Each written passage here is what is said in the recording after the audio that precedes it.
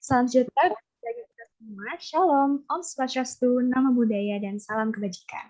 Yang terhormat, Profesor Dr. Insinyur Ahmad Herman Yuwono, MPhil selaku Kepala Departemen Teknik Metalurgi dan Material, Fakultas Teknik Universitas Indonesia. Yang kami hormati Bang Danang selaku Ketua Ilumet FTUI, yang kami hormati jajaran Ilumet FTUI serta para panitia, narasumber serta undangan yang telah hadir pada siang hari ini. Selamat datang dalam acara seminar Ilumet FTUI Online Series yang bertajuk Live at Startup The Essential pada hari ini, Sabtu 20 November 2021. Para hadirin, puji syukur marilah kita panjatkan dalam kehadiran Tuhan Yang Maha Esa, karena atas limpahan rahmat dan hidayahnya, kita masih diberikan kesempatan sehingga hari ini kita dapat berkumpul untuk menghadiri seminar atau sharing session pada siang ini secara daring dalam keadaan sehat dan juga walafiat. Sebelumnya, izinkanlah saya untuk memperkenalkan diri. Nama saya Nikita Indira Kusuma, mahasiswi Teknik Metalurgi dan Material Angkatan 2020, yang akan memandu jalannya acara seminar pada siang hari ini. Selanjutnya, saya akan membacakan agenda yang akan ada pada seminar hari ini. Seminar akan dibuka dengan sambutan dari Ketua Ilumet dan Ketua Departemen Teknik Metalurgi dan Material. Kemudian akan dilanjutkan dengan sharing session yang dipandu oleh moderator Kamisel Julia selaku Marketing Operations and Lead Generator di TADA, dengan narasumber seminar hari ini yaitu Kak Jordi Herfandi selaku Head of Business di Zenius, Kak Carlina Octaviana sebagai Senior Product Manager di Tokopedia, serta Kak Aloysius Brahmarsi sebagai Project Manager di Revolut. Lalu akan diadakan juga sesi tanya jawab pada sesi sharing session. Oke. Baiklah, sebelum mulai acara, saya ingin mengingatkan juga kepada para hadirin untuk mengisi link absensi yang akan di-share oleh operator di kolom chat Zoom. Nah, adalah link absensinya. Oke, baik. Selanjutnya saya akan membacakan beberapa tata tertib yang harus dipatuhi oleh peserta pada siang hari ini. Adapun tata tertibnya sebagai berikut.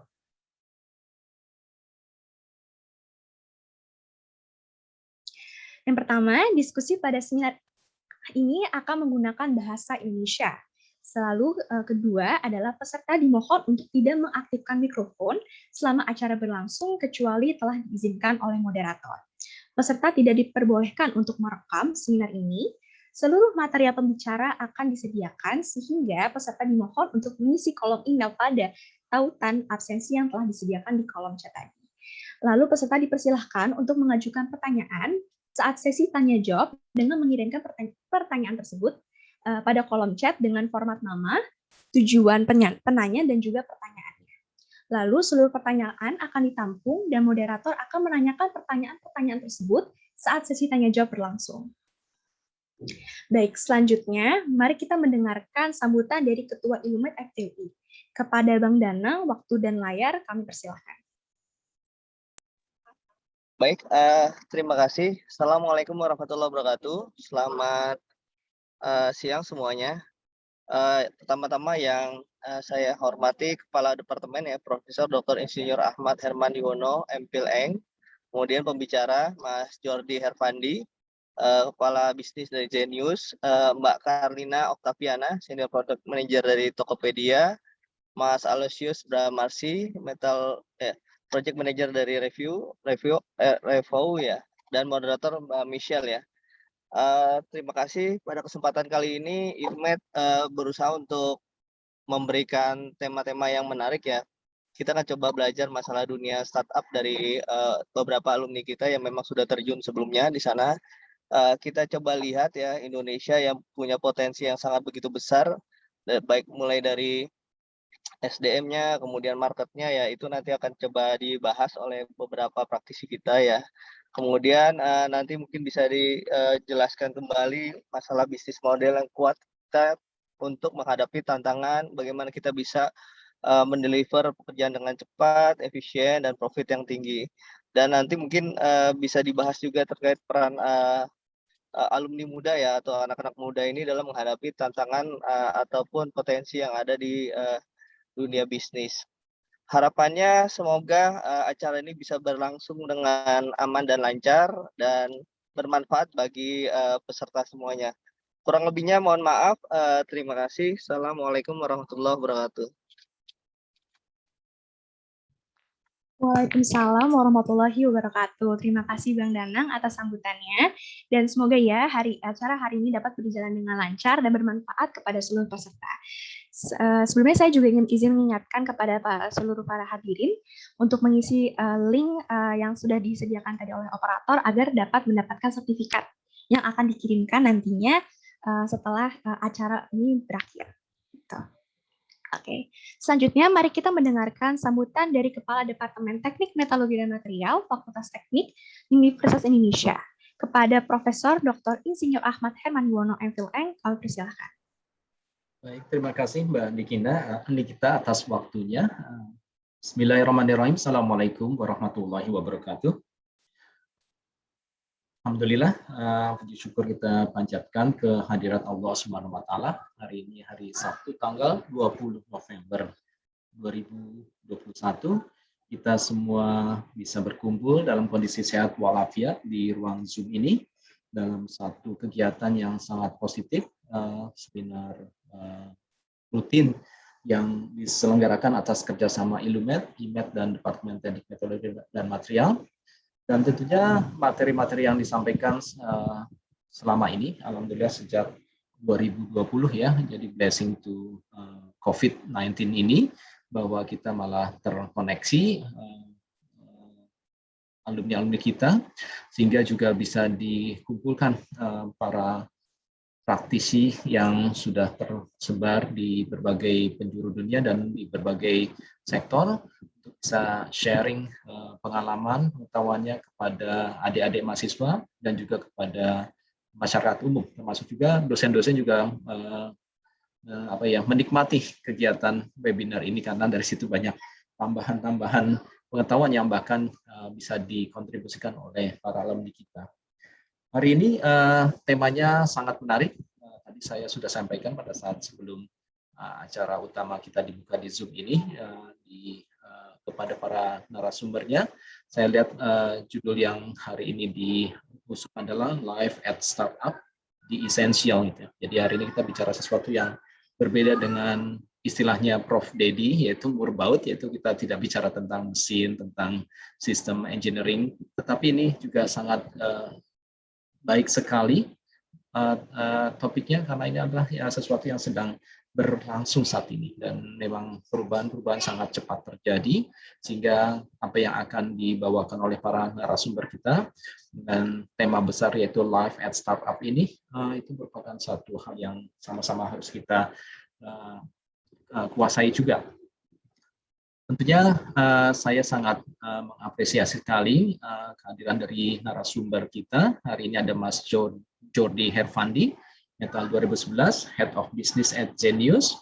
Kemudian ada Mbak Carlina Octaviana, Metal 2012, Senior Product Manager di Tokopedia. Dan Mas Alosius Brahmarsi, Metal 2004, Project Manager at Evoyu. Mas Aloy ya panggilannya. Dan di sini nanti acara akan dibawakan oleh Mbak Michelle Julia, Mbak Miju, Metal 2016, Marketing Operation and Lead Generator at TADA.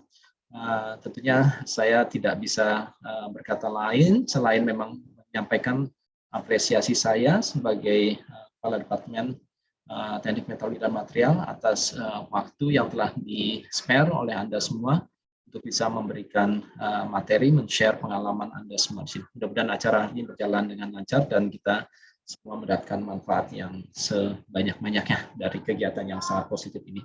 Di acara ini kalau nggak salah ada juga Pak Munir ya, Direktur Kemahasiswaan dan kita.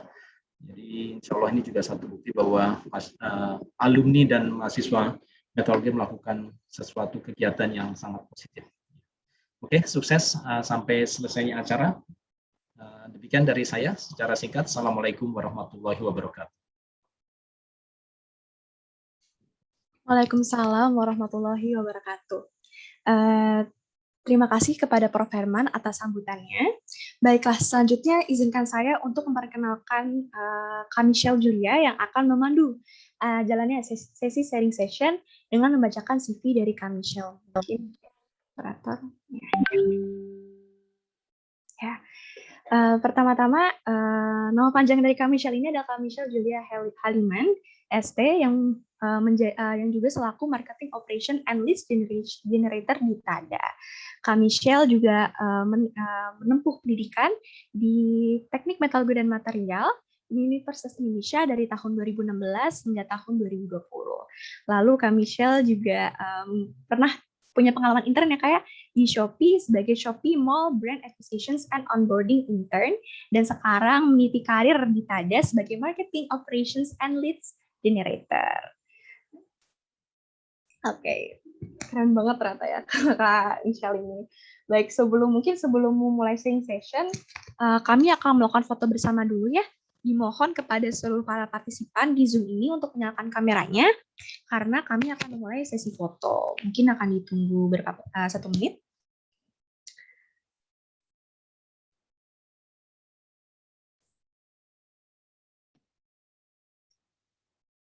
Mungkin udah mulai boleh diaktifkan kameranya.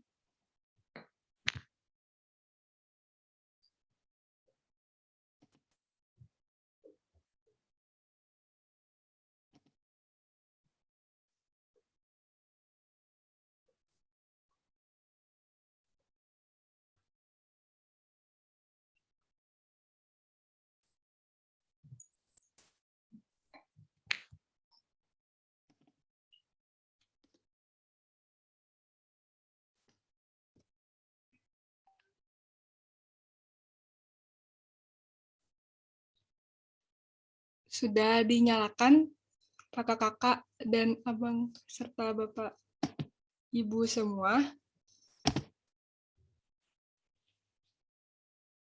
Mungkin kepada operator mohon dibantu untuk pengambilan fotonya. Oke. Untuk halaman pertama dulu ya. 1, 2, 3. Sip.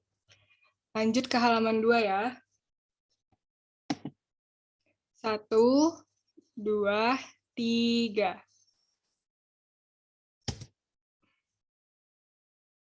Oke, halaman terakhir. 1, 2, 3.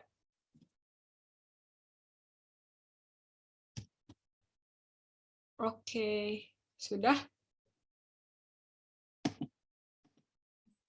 Oke, terima kasih Kak. Baiklah, sekarang kamu akan memulai acara seminar pada siang hari ini. Acara selanjutnya akan aku serahkan ke Kak Michelle. Kepada Kak Michelle, kami persilakan untuk mulai acara, Kak. Halo Nikita, terima kasih ya untuk waktu dan kesempatannya. Halo semuanya, selamat siang. Perkenalkan kembali, nama saya Michelle Julia, biasanya dipanggil Michelle atau Miju, dan aku merupakan alumni Teknik Metalurgi dan Material angkatan 2016. Nah, kebetulan nih, aku mau mengucapkan terima kasih nih untuk semua teman-teman yang udah hadir di acara kita hari ini dengan bertemakan Life at Startup The Essential. Nah, tentunya hari ini pasti kita akan ngomongin hal-hal yang seru-seru banget bersama speaker-speaker kita yang keren-keren tentunya. Dan seperti peribahasa yang sering banget kita dengar, tak kenal maka tak sayang, maka saat ini izinkan aku pribadi untuk mengenalkan speaker-speaker kita hari ini. Nah, boleh di next slide. Oke, untuk yang pertama kita akan ada Kak Jordi Herfandi yang saat ini menempuh pekerjaan di Genius sebagai Head of Business. Nah, Kak Jordi ini sebelumnya merupakan alumni Teknik Metalurgi dan Material di angkatan 2011. Nah, Kak Jordi ini juga sebelumnya melanjutkan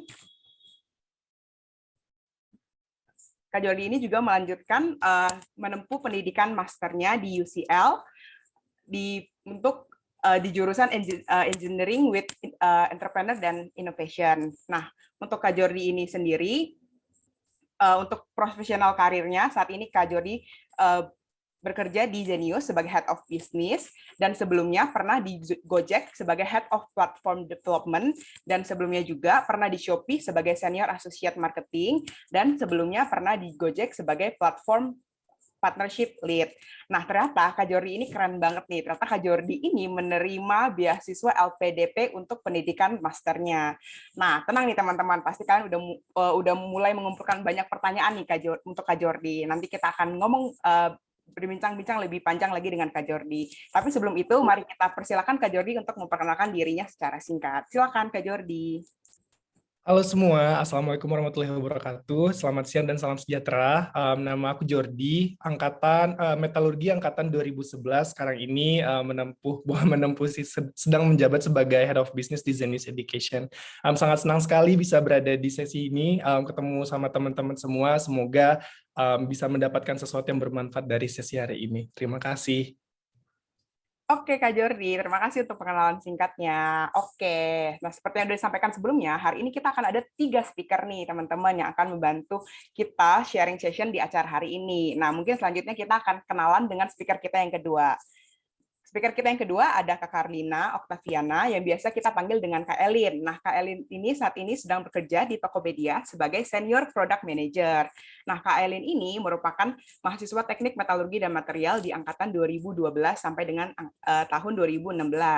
Nah, sebelum di Tokopedia sebagai Senior Product Manager, Kak Elin sendiri sebelumnya ada bekerja sebagai Associate Product Manager. Sebelumnya juga, sebelum Tokopedia, Kak Elin menempuh pekerjaan di Gojek sebagai Go Live Product Development Lead dan Go Glam Business Development Lead. Nah, sebelum di Gojek, Kak Elin ini ternyata pernah nih teman-teman bekerja di Schlumberger sebagai Field Engineer. Nah, ini pasti menarik banget nih buat nanti kita tanya-tanya dan korek-korek lebih jauh lagi nih buat Kak Elin. Nah, dipersilakan untuk Kak Elin untuk memperkenalkan dirinya. Halo Miju, terima kasih atas opportunity-nya dan terima kasih juga kepada Illumed atas opportunity yang sangat bagus ini hari ini. Terima kasih juga untuk yang sudah join. Semoga apa yang disampaikan hari ini bisa bermanfaat. Aku Elin, Metalurgi 2012, currently kerja di Tokopedia as Senior Product Manager dan aku start my professional career di Schlumberger as Field Engineer. Jadi semoga bisa kasih insight ke teman-teman yang masih tertarik di engineering atau pun mau coba di industri yang lain gitu. Terima kasih. Oke, selanjutnya terima kasih ya Kak Elin untuk kenalannya. Selanjutnya kita akan kenalan nih dengan speaker kita yang terakhir, yang tentunya nggak kalah keren pastinya sama speaker-speaker kita yang pertama dan yang kedua. Speaker kita yang ketiga hari ini ada Kak Aloy. Saat ini Kak Aloy bekerja sebagai Project Manager di RevoU. Nah, Kak Aloy ini merupakan mahasiswa Teknik Metalurgi dan Material di angkatan 2014. Dan ternyata nih teman-teman, hal menarik dari Kak Aloy, saat ini Kak Aloy sedang menempuh pendidikan S2-nya atau masternya di Entrepreneur and Innovation Queen Mary University of London. Nah, untuk profesional karirnya sendiri nih, kalau itu saat ini bekerja sebagai project manager di RevoU, dan sebelumnya kalau itu bekerja di TADA sebagai product manager.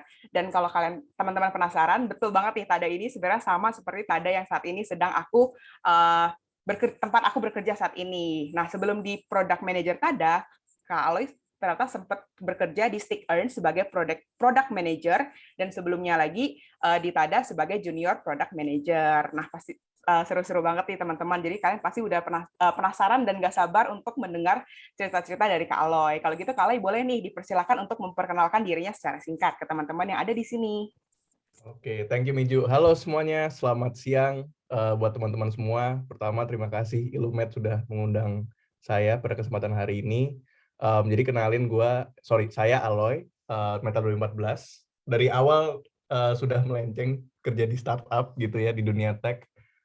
Hopefully hari ini bisa sharing-sharing ke teman-teman terkait pengalaman-pengalaman aku gitu ya. Sama mungkin terakhir dari aku mau mengapresiasi juga teman-teman, abang-abang, kakak-kakak semua di sini yang mungkin hari Sabtu ada agenda, tapi teman-teman di sini sudah datang untuk belajar gitu ya, bersama-sama sharing dan diskusi. Paling itu aja, kembalikan ke Miju. Oke, Kak Aloy. Terima kasih, Kak Aloy. Nah, teman-teman, benar nih, seperti apa yang sudah disampaikan oleh Kak Aloy, kami semua mengucapkan terima kasih untuk teman-teman semua yang mungkin sudah mau meluangkan waktu santainya, waktu rebahannya, waktu produktifnya teman-teman untuk hadir di acara webinar kita hari ini. Nah, teman-teman, sekarang nggak usah berbasa-basi lagi. Ayo kita mulai ke sharing session atau talk show kita hari ini. Nah, mungkin untuk pertanyaan pertama nih, kakak-kakak untuk Kak Jordi, Kak Aloy, dan Kak Elin. Mungkin boleh nih kakak-kakak dijelasin sedikit nih tentang perusahaan tempat kalian bekerja saat ini. Mungkin nih masih ada teman-teman di sini yang mungkin belum terlalu familiar dan pengen tahu lebih lanjut nih tentang perusahaan tempat kakak bekerja. Nah, mungkin untuk pertama kita boleh mulai dari Kak Jordi kali ya. Silakan Kak Jordi. Thank you, Miju. Hai teman-teman semua. Aku mau kenalin mungkin ya perusahaan tempat aku bekerja. Nama panjangnya sebenarnya Zenius Education. Jangan salah, jangan bingung sama satu lagi brand yang sama tapi bank. Zenius Education ini kalau kategori startupnya bahasa kekiniannya bilangnya EdTech, Education Technology Platform. Jadi basically kita digitalize education melalui aplikasi ataupun website gitu kan, kayak persiapan untuk sekolah supaya nilai rapornya bagus, persiapan untuk masuk universitas supaya masuk universitas yang diidam-idamkan begitu. Tapi tahun ini kita tuh udah merambah misi yang namanya lifelong learning, jadi mulai dari primary age sampai nanti setelah lulus kuliah, professional learning, semuanya ada di satu platform yang sama gitu sih. Mencerdaskan kehidupan bangsa, visi misinya. Aku sekarang sebagai head of business, mungkin teman-teman kalau misalnya aware sama organization structure yang bentuknya business unit, kayak di Gojek misalnya ada GoFood itu satu business unit, GoRed itu satu business unit. So basically head of business design itu memimpin satu business unit yang di dalamnya kayak company kecil lagi gitu, ada produknya, marketingnya, engineeringnya. Ya masih kecil sih, jadi kayak timnya tuh ada sekitar 200 orang, mix of every function yang ada di dalam business unit itu sendiri. Wih, keren banget ya Kak Jordi. Kalau aku dulu taunya nih Zenius itu lebih kayak buat bimbel online ya, jadi kayak kita buat belajar-belajar gitu. Oke. Nah, thank you nih Kak Jordi. Oke, selanjutnya mungkin kita bisa pindah ke Kak Elin. Boleh dong Kak Elin diceritain perusahaannya saat ini bergerak di bidang apa? Yap, halo semuanya. Jadi sekarang aku kerja di Tokopedia, Senior Product Manager. Buat yang belum tahu, Tokopedia itu sekarang fokus di e-commerce, jadi kalian bisa belanja semua kebutuhan. Jadi promo nggak apa ya, jadi kalian bisa belanja semua kebutuhan harian kalian di Tokopedia gitu. Nah, actually Tokopedia juga nggak cuma provide kebutuhan harian, tapi juga kita udah expand bisnis unit yang tadi Kak Jordi mention ke fintech, ke digital product juga kayak pulsa, bayar listrik dan lain-lain gitu, Miju. Seru banget Kak Elin. Aku jujurnya juga pengguna Tokopedia nih Kak Elin. Jadi thank you banget nih Kak Elin untuk bantuannya nih selama ini. Oke, selanjutnya kita nggak ada kalah keren, kita punya juga nih speaker yang ketiga. Kak Aloy, dipersilakan nih untuk memperkenalkan ke teman-teman semua di sini tentang Revoyu. Apa sih Revoyu itu? Oke.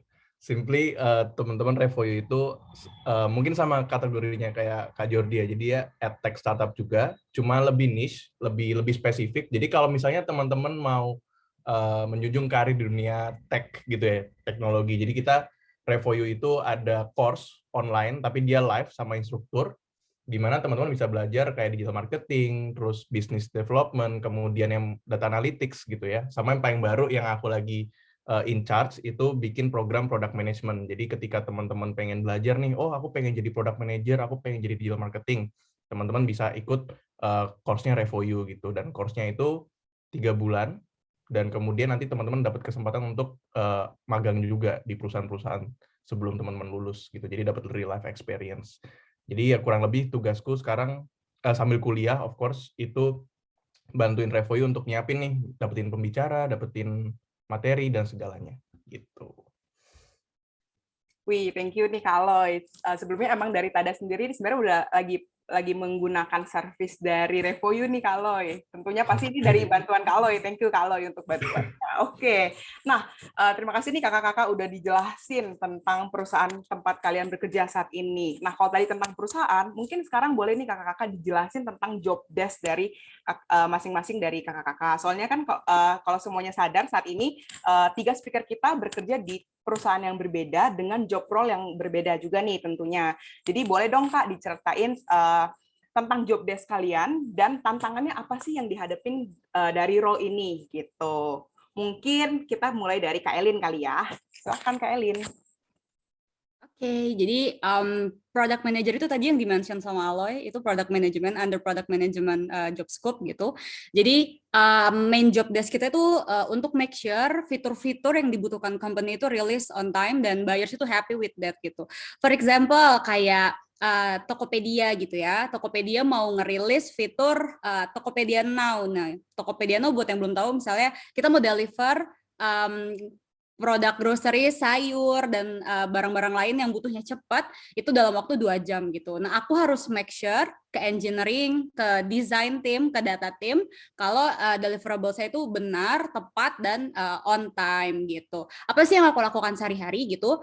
Aku collaborate with designers dulu untuk cari tahu sebenarnya menurut pendapat user-usernya Tokopedia itu sebaiknya journey dari fitur ini sendiri itu kayak apa yang bagus gitu. Nanti dari hasil UX research itu, kita sebutnya UX research, dari hasil pendapat users itu kita convert jadi desain yang kita sebut UX atau UI gitu. UX itu adalah user experience. Experience itu mau kayak gimana sih? Apakah kalian ngeklik sayurnya satu-satu atau kalian udah bisa tinggal klik resep sayur asam, kebeli semua sayurnya kayak gitu. Nah, dari UX itu nanti kita convert lagi jadi UI. UI itu adalah user interface. Jadi nanti di aplikasi itu kalian ngelihatnya apakah bentuk sayurnya tuh real time atau kayak mau kita bikin animasi aja kayak gitu. Itu adalah deliverable product, deliverable desainnya gitu. Dari desain itu aku yang menjembatani desain dan requirement tersebut ke engineer gitu. Engineer-nya emang agak beda sama metallurgy engineer gitu. Engineer di sini adalah software engineer. Kita ada backend dan frontend engineer kalau di tempat aku kerja. Jadi backend engineer itu fokusnya lebih ke nge-mapping data-data dari database ke front end. Jadi kayak backend ini lebih ke penjembatan antara belakangnya nih ke aplikasi gitu. Sementara frontend itu yang nge-mapping data-data yang dibutuhkan ke si desain yang cantik tadi itu gitu. Dan aku harus make sure mereka itu bisa sync fiturnya, jadi nggak ada issue atau nggak ada bug saat user itu pakai gitu. Dan nanti setelah fitur udah dirilis ke user, aku monitor lagi apakah emang produknya itu tepat guna ke users, apakah benar-benar membantu user untuk nge-solve pain points mereka sehari-hari, dan gimana cara improve-nya lagi supaya user juga bisa lebih senang lagi ke fiturnya gitu, Miju. Wah, ternyata lumayan ribet juga ya kayak kalau mungkin orang-orang lain kan taunya cuma kayak ya udah belanja aja nih di Tokopedia gitu. Cuma tahu pilih, masukin ke keranjang, check out, udah bayar. Ternyata di dalamnya butuh proses yang panjang juga ya Kak buat mastiin semuanya berjalan dengan baik dan benar. Oke, thank you banget nih Kak Elin. Oke, selanjutnya mungkin kita boleh pindah nih ke Kak Aloy. Boleh dong Kak Aloy diceritain nih dari job desk-nya dan tantangannya apa sih gitu. Oke, mungkin tantangan dulu yang paling jelas ya, time difference itu udah paling obvious, paling jelas ya, karena sekarang aku kan lagi S2 di Inggris, terus company-nya kan di Indonesia. Jadi ketika aku bangun jam 6 gitu ya, di Indonesia udah jam 1 sekarang, jadi harus cepat gitu ininya. Kadang-kadang harus berpikir 6 jam lebih cepat gitu kadang-kadang kan. Nah, itu enough about the challenges buat job desk-nya gitu ya, sebagai project manager. Nah, sebelumnya, funny story, aku di-hire jadi project manager di Revoyu karena latar belakangku yang sama kayak Kak Elin, yaitu di product management gitu. Jadi tugasku atau fungsiku sekarang juga berkolaborasi nih sama tim-tim yang ada di company, yang ada di Revoyu untuk membuat sebuah online course. Dan sebenarnya di situ banyak komponennya teman-teman. Jadi misalnya pertama kan kita butuh pembicara dulu ya, di mana pembicara ini kan nanti yang mendefinisikan nih kira-kira cara penyampaian materinya seperti apa. Jadi aku banyak berkoneksi gitu sama pembicara-pembicara yang memang berkecimpung di dunia product management gitu. Jadi yang udah expert gitu. Terus kemudian sebelum ketemu pembicara itu aku harus buat kurikulumnya dulu bareng teman-teman kurikulum gitu. Jadi kayak jadi dosen gitu ya in a way ya. Jadi oke, minggu pertama kita ngajar ini, minggu kedua ngajar ini, dan kita harus tahu nih reasoningnya tuh seperti apa. kenapa kita ngajarin ini, kenapa nggak ngajarin ini gitu. Jadi kita harus banyak, istilahnya kalau dulu di kampus TW-TW gitu ya, sama teman-teman product manager, sama yang udah kerja di product management gitu. Itu kedua. Ketiga, lebih ke arah, jadi kalau kita dulu masuk kuliah, kan ada prosesnya ya, kita SBMPTN, kita SNMPTN, dan lain-lain. Di Revo itu juga sama, jadi kita nggak menerima sembarang student atau murid, kita seleksi dulu. Kita ada tes tertulisnya, ada tes interviewnya, segala macam, supaya mau memastikan nih mereka akan komit atau tidak ke course-nya nanti. Jadi in a way juga bekerja sama tim admission kita sebutnya. Di sisi lain ada tim marketing juga. Nah, kalau teman-teman mungkin familiar sama marketing, kan ada yang kalau teman-teman buka Instagram kena iklan, ya kan? Jadi itu iklan berbayar namanya. Jadi aku berkolaborasi sama mereka juga, kira-kira messaging yang tepat itu seperti apa supaya kita bisa menarik banyak orang nih ke kursus kita gitu ya. Sama kalau teman-teman lihat sosial media, itu kita sebutnya marketing organik gitu, jadi nggak berbayar, nol harganya. Jadi aku juga bekerja sama tim konten, sama tim sosmed, kira-kira konten yang appealing seperti apa supaya menarik calon-calon student gitu ya. Gitu sih. Sama nanti itu bagian preparasinya. Bagian eksekusinya nanti lebih ke arah memastikan nih teman-teman studentnya yang ikut kursusnya itu happy with the course gitu ya. Jadi kita dapetin feedback segala macam, kita react to feedback juga gitu. Oh ternyata butuh lebih interaktif, butuh simulasi dan segala macam. Nah itu tugasku untuk mengkomunikasikan ke instrukturnya juga gitu. Kurang lebih job scope-nya seperti itu sih, Miju. Oke, ternyata cukup panjang juga ya Kak, dari preparasinya aja udah sangat panjang, ternyata habis itu nanti Kakak juga harus ngurusin dari eksekusinya juga. Oke, thank you banget nih Kak Aloy. Nah selanjutnya mungkin kita boleh pindah langsung nih ke Kak Jordi. Kak Jordi boleh nih diceritain nih ke teman-teman di sini, job desk dari kerjaannya itu apa, dan tantangannya apa sih yang dihadapi saat ini gitu. Oke, Miju. Jadi job desk sama tantangan ya.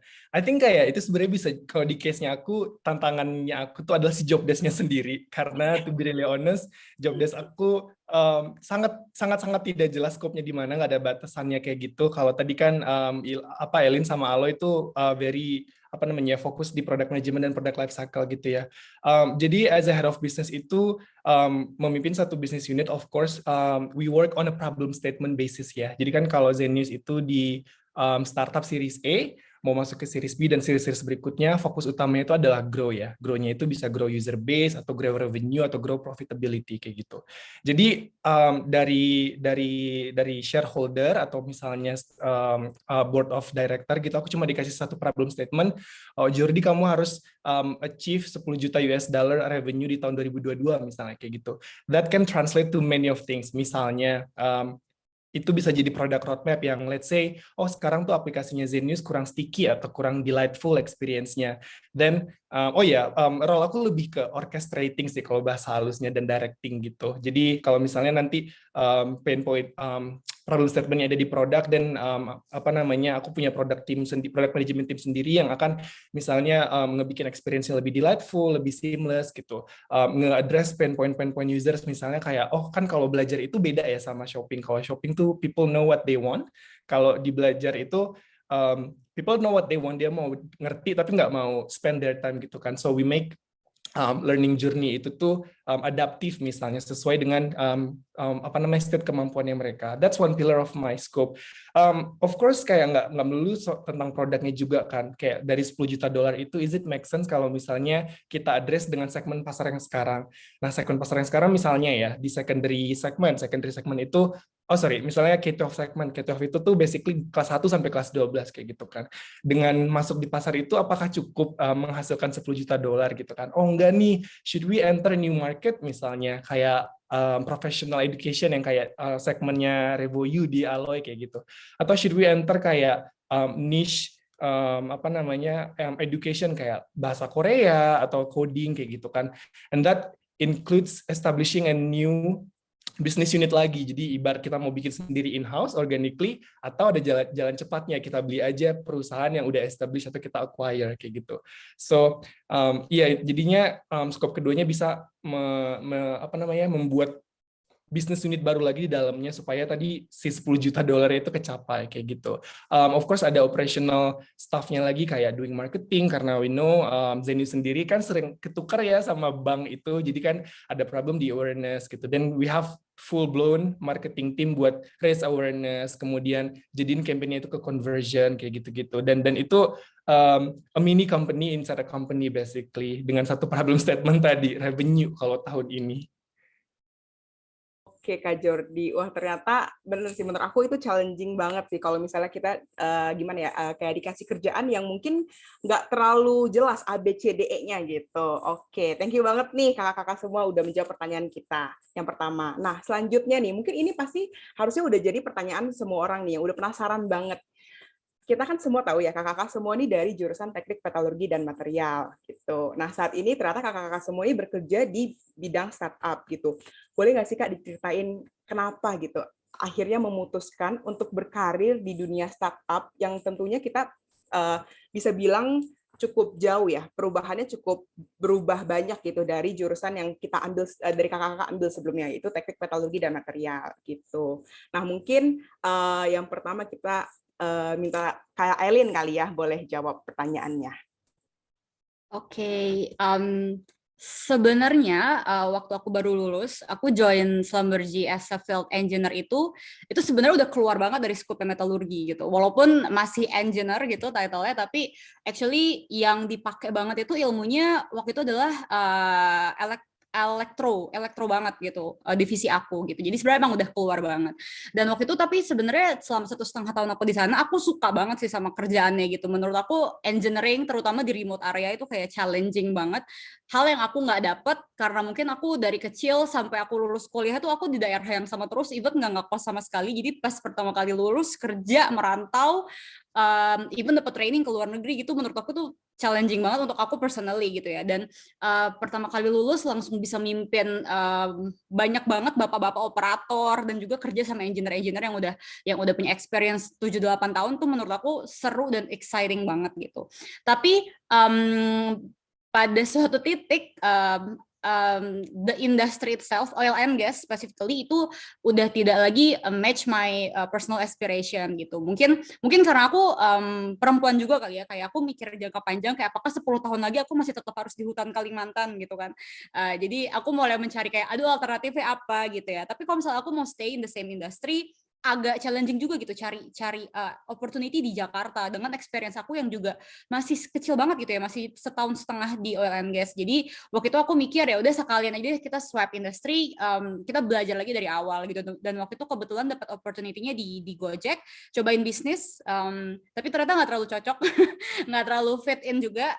Dan waktu itu di Gojek sempat belajar product management juga ke tim produknya, dan ternyata wah menarik banget nih, ini kayaknya yang suit my personal aspiration. Jadi dari situ aku mulai coba apply ke tempat lain yang emang bener-bener role itu adalah product management, nggak under business team kayak waktu di Gojek gitu. Dan akhirnya dapat di Tokopedia, sekarang udah dijalanin hampir 3 tahun. Ternyata I think dari 3 role yang pernah aku jalanin, field engineer, business development, dan product management, kayaknya sekarang yang paling cocok sama aku gitu sih, Minju. I see, oke. Itu menurut aku pasti tadi teman-teman semua juga pada penasaran nih, kenapa nih Kak Eileen yang sebelumnya udah di Schlumberger, which is kita tahu itu mungkin kayak salah satu perusahaan impian dari semua anak-anak teknik. Oke, ternyata udah terjawab nih dijelasin sama Kak Eileen. Oke, thank you Kak Eileen. Oke, selanjutnya mungkin kita boleh pindah ke Kak Aloy nih untuk jawab pertanyaannya. Silakan Kak Aloy. Thank you Miju. Kalau aku memang dari awal pengalaman engineeringku cuma waktu KP di Komatsu udah. Terus abis itu lulus langsung kerja di Tada kan waktu itu. Jadi basically kenapa mungkin ke tech ya, kan maksudnya kalau ke engineering ada sendiri, tech ada sendiri, mungkin ada bidang lain di luar sana gitu. Kenapa ke tech waktu itu? Jadi dari kecil gitu ya, emang hobiku tuh ngotak-ngatik komputer gitu kan. Dan bahkan waktu kuliah di metalurgi pun waktu itu zaman 2014 tahun kedua atau tahun ketiga gitu, aku lupa.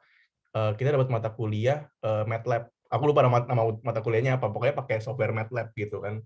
Dan apa ya, itu just klik dengan diriku gitu, kayak oh gue suka nih coding gini, gue suka ngutak-ngatik kayak gini gitu kan. Jadi dari situ apa ya, muncul sebuah aspirasi, oh ada kemungkinan aku bisa kerja di tech industry gitu, karena it's not just passion, but I know that I'm good at it gitu kan. Jadi dari situ muncul sebuah aspirasi gitu. Tapi aspirasi itu sempat terpendam di awal, kayak aku tuh lulusan metalurgi, aku mau coba dulu di engineering gitu kan. Jadi waktu aku lulus, aku apply ke beberapa perusahaan engineering juga, ke beberapa perusahaan tech juga gitu kan. Waktu itu dapatnya interview ke perusahaan tech gitu, dan aku nggak berharap aku bakal diterima waktu itu, karena kan posisinya dulu junior product manager, aku nggak tahu apapun itu soal product management, aku cuma tahu apa yang aku baca gitu, dan bidang itu masih baru waktu itu, masih relatively new, nggak banyak orang yang bahkan di company-nya tuh tahu best practice-nya gitu kan. Ya aku cuma bawa modal experience aku di kuliah gitu kan, organisasi dan segala macam, ternyata keterima. Di situ pun waktu kerja di tech startup di Tada waktu itu, aku tuh mikir 3 bulan kayak aku udah nggak betah deh di sini. Aku pengen balik ke engineering lagi gitu kan. Tiba-tiba, kok enak ya product management ya, kayak yang tadi Kak Elin bilang ya, jadi ketagihan gitu kan. Jadi kayak oke, aku akan terusin di sini terus gitu kan. Aku akan coba terus nih di sini dan meniti karir di sini gitu kan. Dan ternyata ya udah, one thing lead to another, itu udah aku settle di posisi ini gitu kan, in a way gitu. Tapi background-nya really karena dari kecil anaknya suka ngutak-ngutik komputer gitu ya kecil, terus sekarang juga suka ngerakit PC, jadi kayak emang aspirasinya udah di teknologi industri gitulah, Miju. Oke, ternyata gitu ya cerita Kaloy. Aku baru tahu nih kalau ternyata Kaloy 3 bulan pertama masuk Tada sempat ada kepikiran mau pindah balik lagi ya, ternyata ke engineering field. Oke, thank you Kaloy buat jawabannya. Nah, selanjutnya nih, aku pengen nanya khusus ke Kak Jordi nih. Soalnya tadi pas aku dan teman-teman bacain CV-nya Kak Jordi, ternyata kita aware nih kalau Kak Jordi itu mendapatkan kesempatan beasiswa LPDP di UCL. Nah, Kak Jordi, boleh nggak sih Kak diceritain nih tentang beasiswa LPDP di UCL ini? Kayak apa aja sih yang Kakak dapetin selama Kakak menempuh pendidikan S2 di sana? Dan kira-kira nih, dari hal tersebut, apa yang bisa Kakak aplikasiin ke tempat kerjaan Kakak sekarang gitu? Silakan Kak Jordi. Oke, mengenai LPDP-nya ya. Jadi sebenarnya kenapa memutuskan untuk ikut beasiswa LPDP, karena jujur waktu itu di tahun 2015 atau 16 itu masa-masa quarter life crisis gitu. Jadi aku tuh sebenarnya pengen banget masuk oil and gas company kan. I think that's the dream job of metallurgy material people. Tapi itu tahun 2015, if you guys remember, kayak itu tuh pada saat oil and gas tuh lagi down banget ya. Even service company tuh lagi nge-lay off orang-orang gitu. Kayak I remember kayak everyday tuh setelah lulus sidang itu aku ngirimin CV ke tempat-tempat oil and gas gitu, nggak ada satupun yang dipanggil buat interview, langsung di reject pas. So kayak, do I do something wrong kayak gitu kan? So aku ngerasa down gitu segala macam. Dan industri yang aku bisa lamar itu tuh makin sempit jadinya, tinggal manufaktur dan paling kayak FMCG waktu itu yang sesuai dengan minat bakat aku gitu. Jadi akhirnya aku memutuskan untuk ikut manajemen consulting gitu. Manajemen consulting kan basically kita ngerjain industri yang bervariasi gitu kan. Di situ aku bilang ke diri aku kayak oke, mungkin ini saatnya aku kayak naik ke atas untuk being generalist, dan dari ketika udah jadi generalis dapat helikopter view ngelihat industri mana nih yang cocok gitu. Nah, kemudian akhirnya aku memutuskan untuk kuliah bisnis sebenarnya. Nah, mau kelas bisnis sebenarnya mau MBA, tapi again waktu itu baru 1 tahun pengalaman kerja, MBA kayak nggak ada gunanya, cuma buang-buang uang gitu kan. Ngobrol sama dosen-dosen di metal, sama teman aku ada di sini, ada Dik, dia yang pelopor LPDP di angkatan aku waktu itu. Ketemulah aku sama jurusan yang menggabungkan antara engineering with innovation and entrepreneurship. So the beauty of this major itu sebenarnya kita belajar lagi nih konsep-konsep high level dari material, dari sipil, dari arsitektur, bahkan aku belajar biomedical kalau nggak salah, on high level aja. Jadi tuh idenya adalah ketika anak-anak teknik udah mengerti know how to make something, mereka juga diajarin how to sell this thing gitu. Jadi ketika kita misalnya kan kita waktu dulu pas ngerjain tesis kan kita tuh very much driven on impact atau the advance of the teknologi yang kita bikinkan. Nah, ketika kita belajar engineering with business, dari awal itu tuh kita udah di set mindsetnya, apapun yang mau kita bikin ini, pertama dia harus solve user problem gitu kan, apapun problem yang mau kita address, tapi at the same time dia harus ada demand-nya di market gitu. Jadi ketika dia jadi, bisa diproduce dan jadi bisnis kayak gitu. Nah, jadinya basically kuliah aku itu menggabungkan gimana cara ngebikin sesuatu sama gimana cara ngejual sesuatu kayak gitu. Ketika aku kuliah di situ, ibaratnya aku melajarin kelas-kelas intro dari semua jurusan yang ada di teknik UI gitu, mulai dari elektronya, sipilnya, mesinnya gitu kan, yang ngajarin kita buat jadi generalis di bidang engineering gitu, yang nggak harus tahu sih apa namanya sampai gimana caranya misalnya kayak menjaga dental implants biar nggak karatan, nggak perlu sampai sana. Yang penting tahu kayak untuk ngebikin itu capital apa yang dibutuhkan, dananya berapa investasinya, terus gimana ngedesain perusahaan supaya jadi I don't know kayak perusahaan yang jual dental implant misalnya kayak gitu. Sampai diajarin juga gimana caranya pitching ke angel investor, ke investment gitu-gitu. So jadinya yang aku dapetin itu sih yang I think kayak di metodologi UI udah sangat didalamin gimana cara ngebikin sesuatu itu advance gitu kan. Tapi dari kuliah ini yang aku dapetin adalah ngebikin sesuatu yang kita bikin itu menjadi bisnis, membuka lapangan pekerjaan, dan of course kalau kita di startup kan kita bisa IPO ya, cash out. Nanti kalau uangnya udah banyak, kita bisa bikin lagi dari awal dan gitu terus berulang-ulang gitu. Oke, Kak Jordi, ternyata seru banget nih. Mungkin nanti kalau aku berniat untuk S2, boleh kali ya, Kak Jordi? Aku TW-TW sama Kak Jordi gitu. Atau mungkin boleh teman-teman banget, di boleh sini. banget.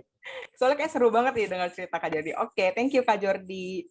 Nah, selanjutnya aku kayak pengen nanya nih ke Kak Aloy. Soalnya tadi Kak Aloy sempat mention nih, tadi challenge-nya adalah karena perbedaan jam ya untuk kakak kerja dan saat ini kakak kerja di Indonesia untuk perusahaan Indonesia sambil kuliah di luar negeri. Nah, boleh nggak sih Kak diceritain lebih jauh kali ya tentang gimana sih Kakak menghadapi challenge ini dan gimana caranya Kakak memanage time management Kakak lah. Soalnya kan kita tahu kalau itu tuh hal yang tidak mudah. Bahkan mungkin buat sebagian orang itu cenderung impossible. Ternyata Kakak bisa membuktikan kalau itu possible banget nih buat kuliah di luar negeri sambil kerja juga, dan kerjanya pun untuk perusahaan Indonesia, di mana kita tahu memang perbedaan jamnya cukup besar. Kayak sekarang aja nih kita tentunya aku spesial nih mau mengucapkan terima kasih nih Kak Aloy. Pasti di sana lagi masih pagi banget kan, kayak jam 6, jam 7 gitu.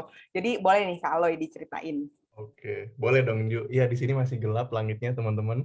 Jadi masih belum matahari belum bangun, saya udah bangun gitu kan.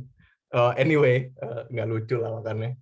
Jadi gimana caranya ini ya menghadapi tantangan itu ya sambil S2. Jadi pertama ini sebuah habit yang sudah aku bangun semenjak S1 gitu ya, waktu kuliah di metalurgi. Karena aku melihat kuliah itu tidak hanya di bangku kuliah. Dulu kan kita pasti mengalami semua ya, kayak kita ikut organisasi, kita ikut kepanitiaan, terus kita juga berinteraksi sama teman-teman kita, sama senior kita di Kantek gitu kan, di Gasmed, dan dimanapun itu zona interaksi kita dulu nyebutnya. Jadi di situ aku melihat bahwa oke, aku harus bisa mapping waktu aku harus bisa blok kalender aku bahasanya gitu ya, kira-kira aku tuh mau achieve apa hari ini. Hari ini tuh aku pengen ngelakuin apa gitu kan.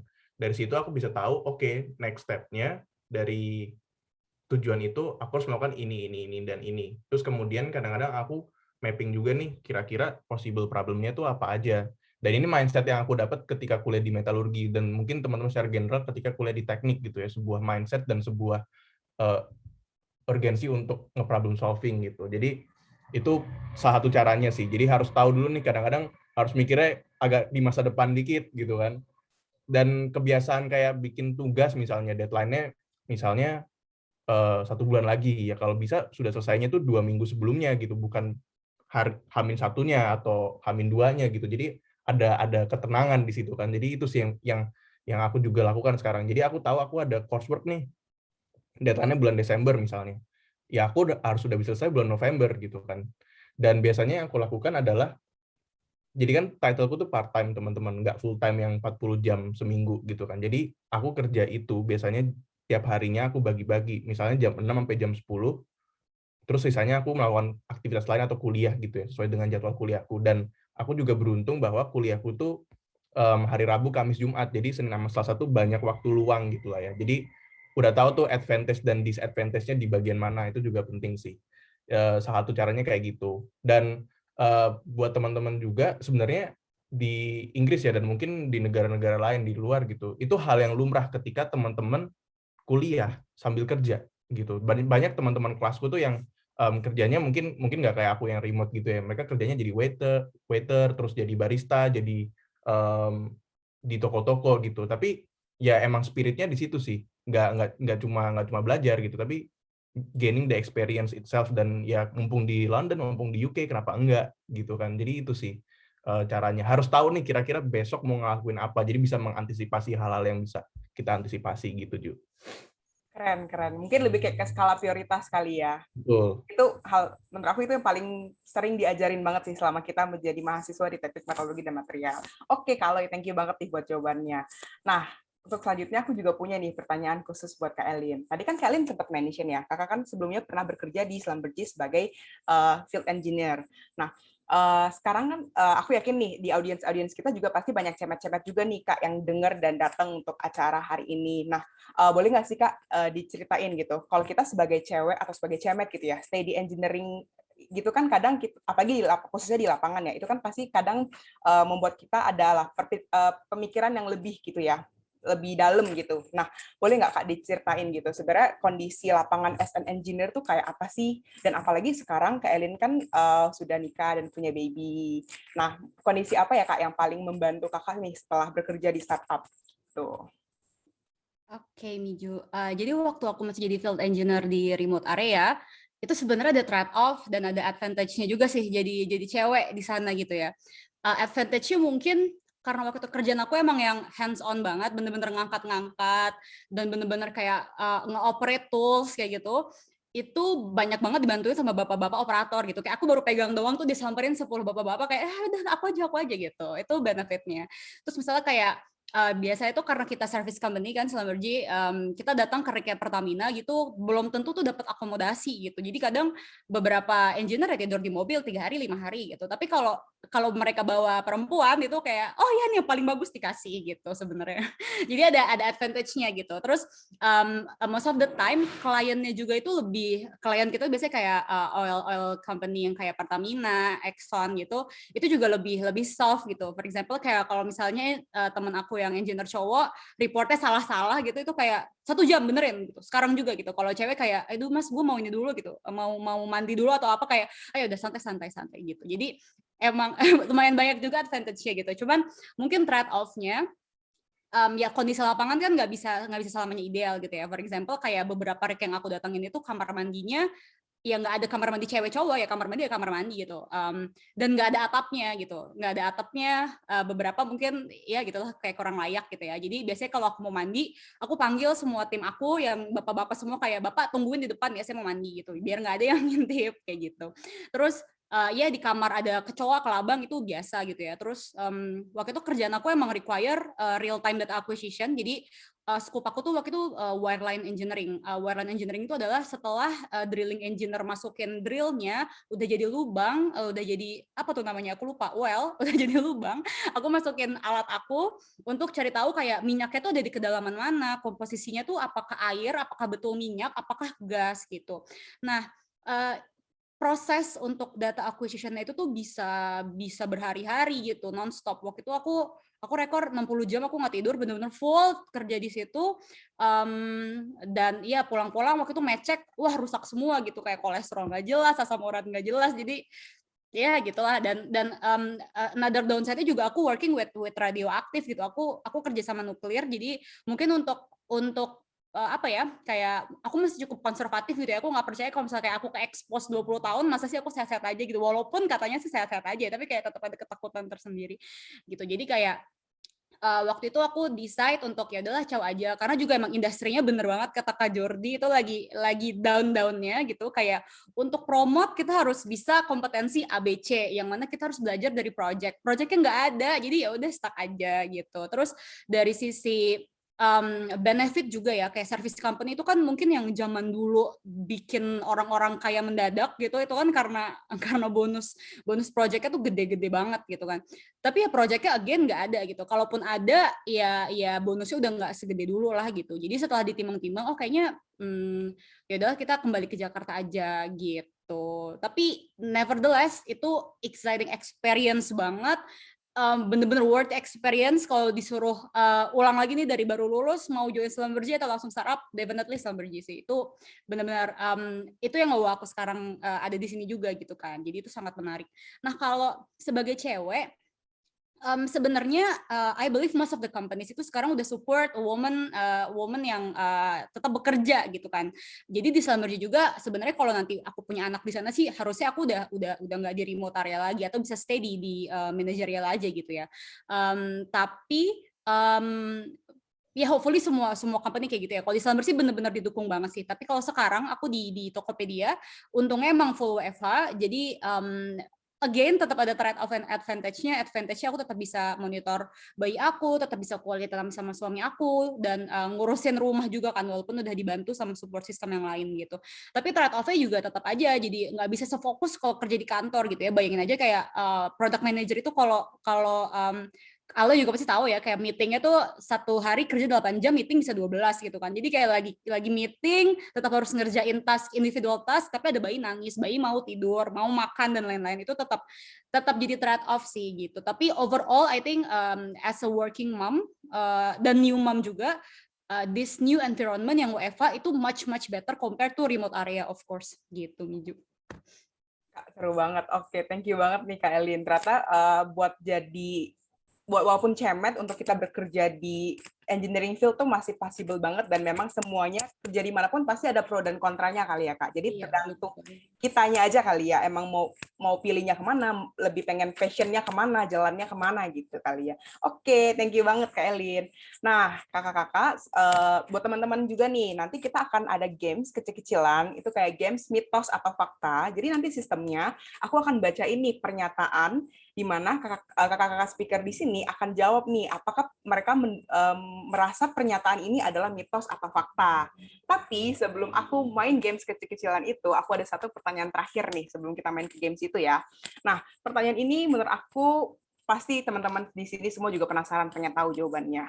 Jadi gini kakak-kakak, seandainya nih sekarang kondisinya kalian diberikan kesempatan untuk kembali lagi bekerja di engineering field nih, kira-kira apa nih keputusan kakak-kakak? Apakah kakak akan ambil kesempatan itu atau enggak gitu? Mungkin boleh lah ya Kak diceritain sedikit lah alasannya gitu. Mungkin kita mulai dari Kak Jordi kali ya, yang udah senyum-senyum nih, udah siap banget nih pasti jawabannya Kak Jordi. Oke, pertanyaannya apakah ingin balik ke dunia engineering lagi atau stay di startup ya? Yes. Aku mandangnya kayak gini sih, lebih ke sekarang ini kan aku udah kayak sekitar 5-6 tahun years of experience ya. Dari 5 tahun itu cuma 3 bulan yang ada di engineering, waktu aku KP gitu di Gresik sana gitu kan, berarti kan sisanya benar-benar ke bisnis dan teknologi gitu. Aku percaya sama yang namanya mastery. Jadi mastery itu kayak konsepnya orang tuh harus spend kayak sekitar 10.000 jam di satu area of focus untuk jadi top 1% di dalam areanya kayak gitu. Dan that's when you can be identified as an expert on your main area kayak gitu. Jadi kayak considering aku udah invest 4 tahun lebih di dunia bisnis dan teknologi begitu kan, dan udah ngebangun expertise. Ketika aku memutuskan untuk pivot istilahnya ke area baru, misalnya engineering, yang walaupun aku punya degree-nya, tapi kayak professional experience aku almost zero gitu kan. Berarti bisa dibilang kayak ibaratnya aku ngulang lagi perjalanan mastery-nya tadi gitu. I have to spend the twice of time that I have spent kayak gitu kan. Dan untuk mencapai ke level di mana aku sekarang di sini punya scope seperti ini dan punya kayak responsibility segede ini, ibaratnya diulang lagi, dan mungkin that's not might be the wise decision untuk pivot karir balik ke engineering for me dalam masa pandemi gini.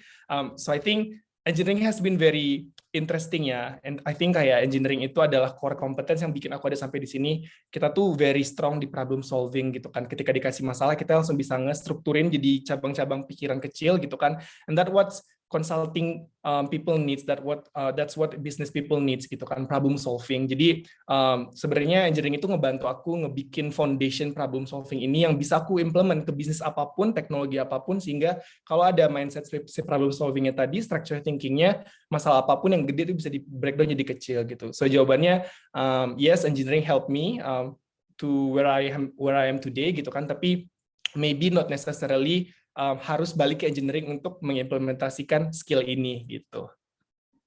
Oke, aku setuju banget sih Kak yang soal problem solving. Soalnya aku juga ngerasain nih, kayaknya di semua kerjaan posisi apapun pasti sebenarnya kalian semua akan dituntut untuk punya skill problem solving sih. Dan benar banget itu beneran kebantu dan keasah banget selama aku pribadi ya kuliah di teknik metalurgi dan material. Oke, thank you banget nih Kak Jordi buat jawabannya. Nah, selanjutnya mungkin kita dengar dari Kak Aloy juga nih, yang kayaknya udah mau ketawa-ketawa ini Kak Aloy. Boleh banget nih Kak. Oke, kalau aku ya sama sih. Jadi kan emang pengalaman cuma waktu itu di KP. Cuma ketika aku kuliah di Inggris sekarang itu membuka perspektif baru bahwa perusahaan engineering pun gitu ya. Itu ada yang bentuknya sebuah startup gitu. Jadi mereka udah mengintegrasikan teknologi dan engineering di sebuah company. Jadi aku bisa melihat visiku ke depannya, oke, aku punya degree di engineering, aku tahu skill set-nya yang aku miliki seperti apa, dan aku juga punya experience, professional experience di tech gitu kan. Dan itu sekarang sudah menjadi aspirasi aku. Jadi waktu ntar mungkin gitu ya, in the grander scheme of things, jadi rencana besarnya gitu, ketika pulang ke Indonesia, sebenarnya sekarang aku lagi ngevalidasi sebuah ide bisnis yang bergerak di bidang engineering gitu kan. Tapi aku akan mengimplementasikan apa yang aku pelajari di dunia startup untuk ngebangun bisnis tersebut. Jadi jawabannya yes, balik ke engineering, tapi in a different way gitu. Not necessarily become an engineer per se, tapi jadi orang yang apa ya, menginovasikan sesuatu di bidang tersebut gitu sih, Ju. Oke, thank you banget nih Kak Aloy buat jawabannya. Nah, terakhir nih, boleh nih Kak Elin buat jawab pertanyaannya. Silakan Kak Elin. Yap, kayak udah dijawab dengan sangat amat bagus sama Kak Jordi dan Aloy ya. Jadi agree banget sama Kak Jordi, kayak kita tuh udah bukan angkatan muda lagi ya yang bisa ganti-ganti karir seenaknya. Susah mau apply juga kayak nggak dapet ya kalau mau apply ke engineer sekarang gitu. Bener. Ya, tapi again lebih ke sekarang udah nyaman banget di role yang sekarang. Tapi engineering itself, karena aku udah pernah terjun beneran ya ke engineering, itu seru banget. Dan mungkin bener kata Aloy, kalau harus ke engineering lagi, of course aku mau, tapi mungkin not as an engineer, tapi tetap mungkin di product management, tapi untuk engineering company gitu. Kalau misalnya Mijo atau yang lain tahu, kayak sekarang industri tambang aja tuh udah ada startupnya loh gitu untuk optimize produksinya gitu kan. Even di Schlumberger itu alat-alat yang kita pakai itu mereka punya divisi yang kayak startupnya sendiri gitu. Mereka tiap tahun tuh harus innovate gimana caranya alat-alat itu tuh bisa lebih cepat, lebih efisien pakai energinya, bisa lebih lebih akurat kayak gitu kan. Jadi mungkin back to engineering of course, tapi as an engineer mungkin enggak, karena mungkin udah nggak laku juga, tapi as a product management di engineering industry ya definitely. Oke, seru banget. Thank you banget Kak Elin. Oke, nah seperti aku udah sampaikan nih sebelumnya teman-teman, kita saat ini akan langsung masuk ke acara games kecil-kecilan kita, yaitu menjawab pernyataan mitos atau fakta. Nah, tapi sambil kita nunggu co-hostnya juga tolong dibantu share screen untuk PPT-nya, mungkin mau diingatkan lagi nih buat teman-teman audiens yang belum isi form attendees, silakan boleh banget diisi formnya, ada di chat, di kolom chat, dan teman-teman juga habis kita main games ini, kita akan tidak lama lagi masuk ke sesi Q&A. Jadi boleh juga nih teman-teman, silakan yang ada pertanyaan, jangan lupa untuk langsung ditaruh di kolom chat. Oke, nah untuk kakak-kakak speaker semuanya udah siap? Kita jawab pertanyaan mitos dan fakta ini. Siap ya? Kak Jordi siap? Kak Elin siap? Kak Aloy siap? Oke, yang pertama nih. Boleh di next? Bekerja di startup lebih dari 50 jam satu minggu dan bisa kerja di mana aja atau remote working. Nah, boleh dijawab nih ya, mitos atau fakta. Kita coba dari Kak Elin kali ya. Fakta sih. Kalau 20 jam per minggu ya fakta. Oke, fakta. Kak Aloy? Ya, ini fakta sih. Oke, fakta juga. Kak Jordi? Fakta, aku ngalamin minggu ini. Oke, nah boleh nih Kak Jordi, mungkin boleh nih Kak Jordi diceritain sedikit aja nih tentang fakta dari pernyataan ini gitu. 50 jam ya, aku kayak kalau ngitung di minggu ini tuh sekitar 65 atau deket 70 jam sih, di dalam 4 hari bahkan. Jadi 4 hari, di Kak? dalam, dalam 4 hari. Jadi kemarin itu aku cuti, di kalendernya aku bikin mental health day karena kalau nggak keganggu mental health day aku, mental health aku. Jadi basically di 4 hari itu kenapa bisa 65 jam dalam 4 hari? Karena perlu diingat itu nggak all over the year ya. Kayak misalnya di Schlumberger atau di consulting gitu. Ini tuh kayak cyclical aja.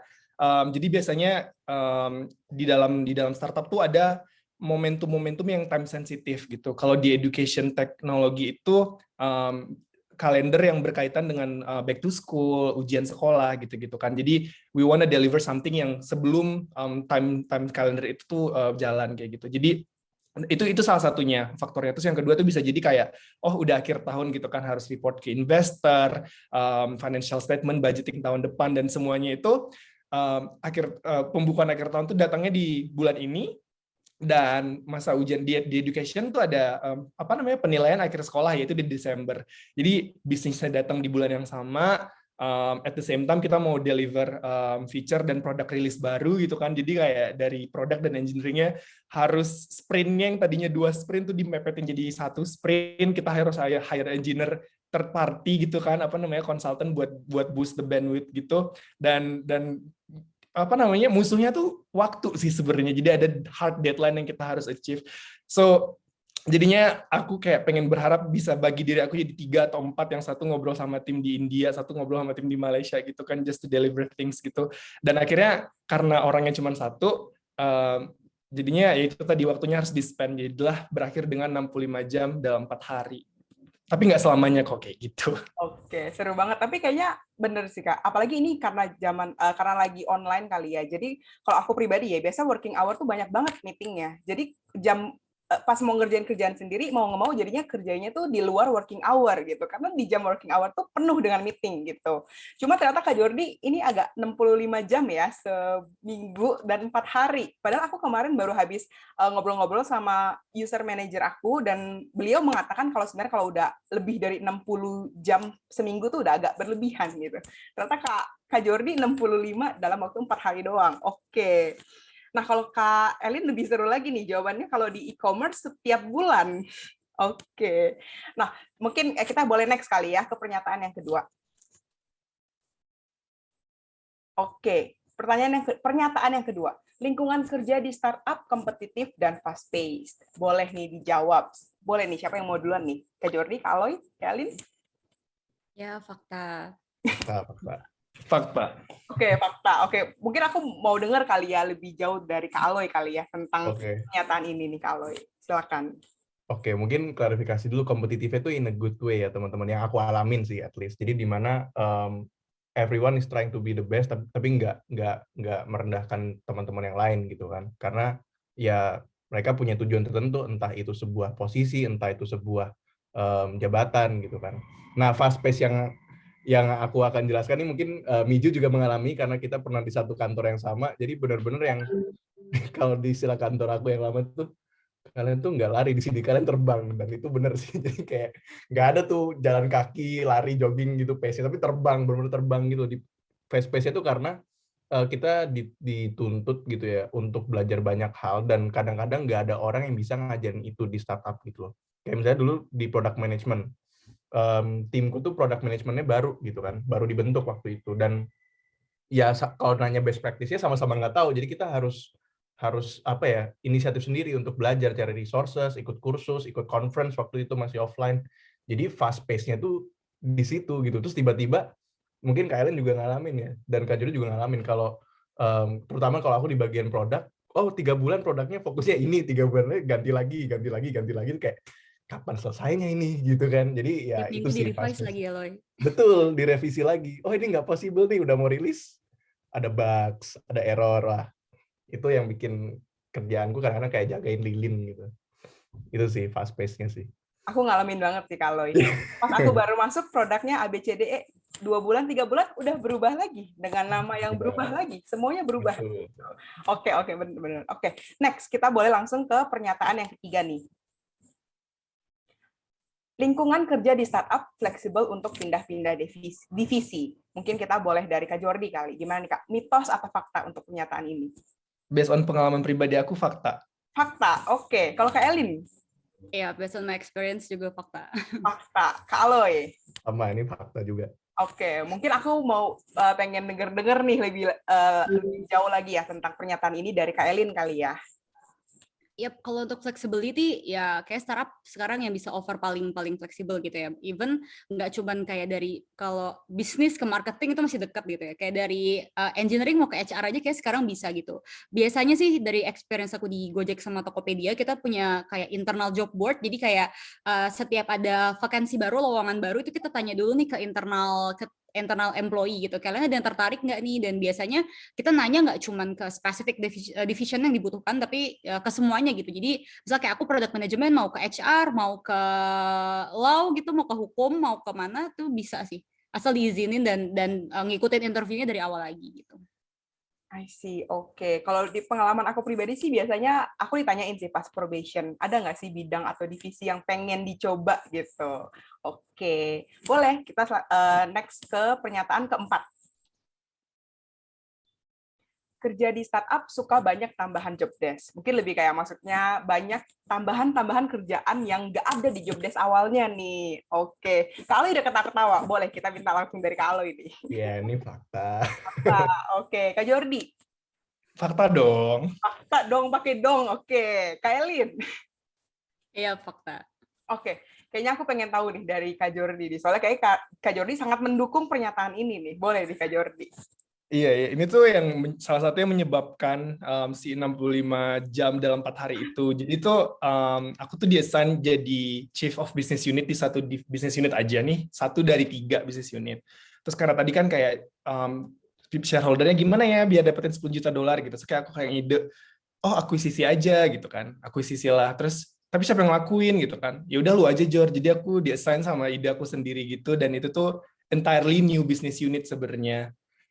Jadi itu I did not sign for that, tapi aku di-assign ke situ dan nggak ada kata enggak sih kalau udah shareholder yang ngomong ya. Benar, udah nggak bisa nolak sih Kak. Oke, kalau gitu. Boleh next. Pernyataan selanjutnya ya, kita ada sulit untuk mendapatkan jaminan kerja jangka panjang. Nah, mungkin ini setiap kakak-kakak mungkin bisa jadi akan ada jawaban yang berbeda-beda kali ya. Coba kita kalau dari Kak Elin sendiri nih. Definitely mitos sih. Mitos, oke. Kak Aloy? Mitos ini. Mitos. Kak Jordi? Setuju, ini mitos sih. Setuju, ini mitos. Oke, Kak Elin boleh nggak Kak Elin diceritain sedikit lah ke teman-teman di sini. Ya. Mungkin karena startup itu emang umurnya masih pada muda-muda banget ya, jadi emang kita belum pernah dengar ada orang yang pensiun di Tokopedia gitu kan. Tapi ada opportunity untuk berkembang gitu, promote itu ada banget gitu di startup. Mungkin bahkan lebih cepat pace-nya dibanding company lain gitu ya. Nah, terus even tuh misalnya kayak aku nggak mau pensiun di Tokopedia gitu. Sekarang itu opportunity di startup lain tuh udah banyak banget. Jadi jaminan itu bukan dalam bentuk kayak oh aku bisa selamanya di Tokopedia gitu. Tapi kayak even tuh nanti Tokopedianya bangkrut, aku di layoff gitu, aku masih bisa apply ke startup lain yang jumlahnya juga sekarang tuh udah banyak banget. Itu menurut aku personally itu adalah suatu jaminan untuk aku sendiri sih. Jadi kayak industrinya sendiri itu masih growing banget. Gitu kalau menurut aku ya. Oke. Mungkin kita langsung ke pernyataan yang terakhir ya. Nah, pertanyaan ini seru banget nih. Mungkin buat pernyataan ini mungkin spesial kali ya. Masing-masing speaker mungkin boleh kali ya dikasih alasan dari jawaban kalian nih, ini mitos atau fakta. Oke, pernyataannya adalah gaji di startup di atas standar rata-rata. Silakan nih, mungkin kita mulai dari Kak Aloy, silakan. Ini buat posisi aku dan iya rata-rata fakta. Iya, oke. Iya. Oke, kalau Kak Jordi? Aku speak for myself ya, fakta. Fakta, oke. Nah, kalau Kak Elin sendiri nih? Ini rata-rata tuh rata-rata apa ya, Miju?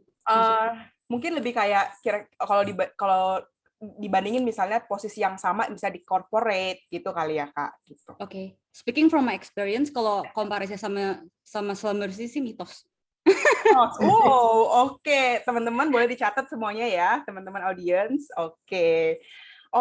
Nah, kakak-kakak, jadi ini sekian 6 pernyataan dari acara games kecil-kecilan kita, mitos apa fakta. Nah, sebentar lagi kita akan pindah ke sesi Q&A. Tapi sebelum kita pindah ke sesi Q&A, aku ada pertanyaan terakhir nih buat kakak-kakak.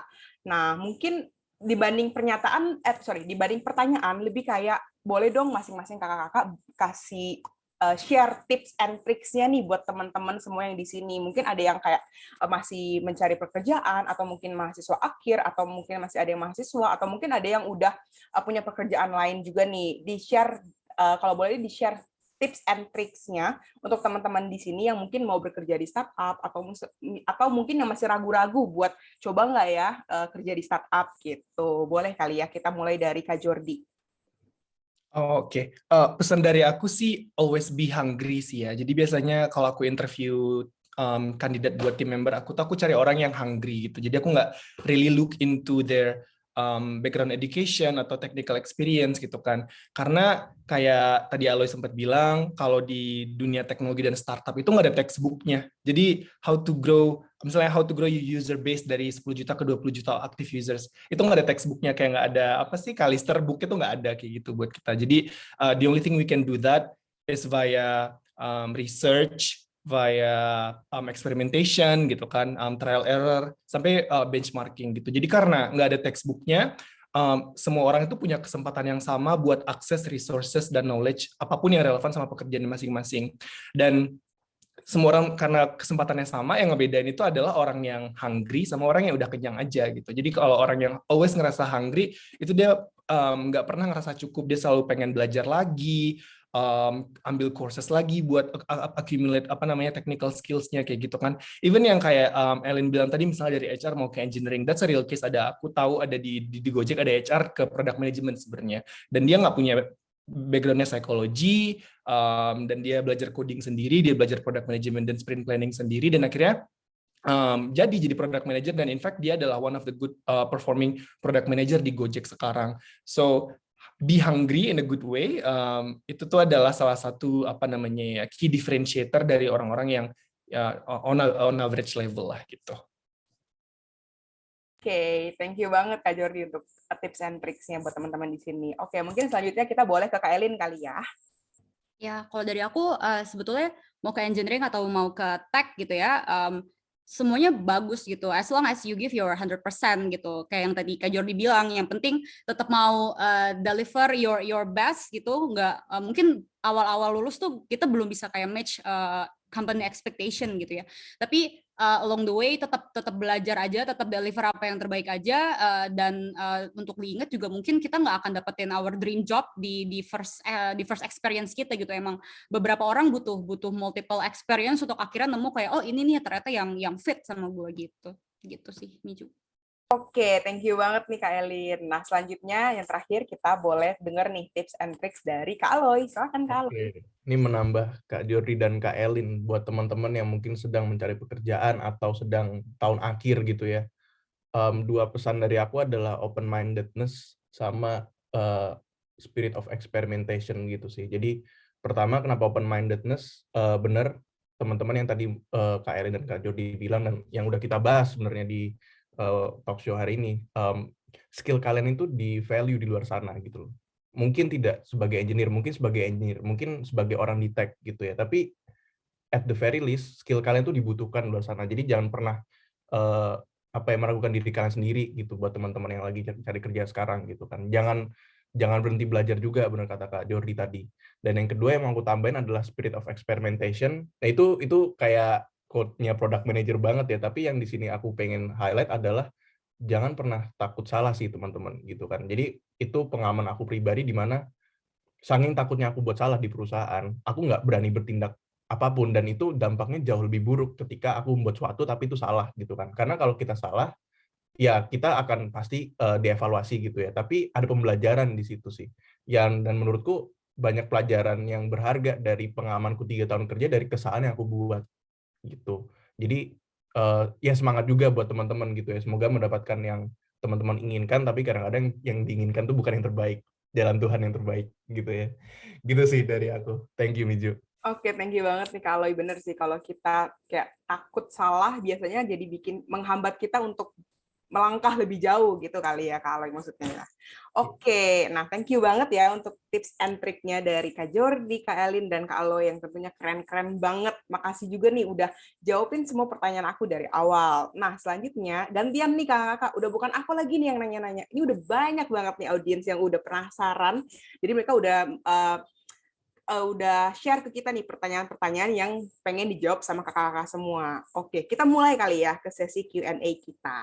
Nah, yang pertama dari Bang Purnomo Metal 93. Nah, pertanyaannya adalah ageism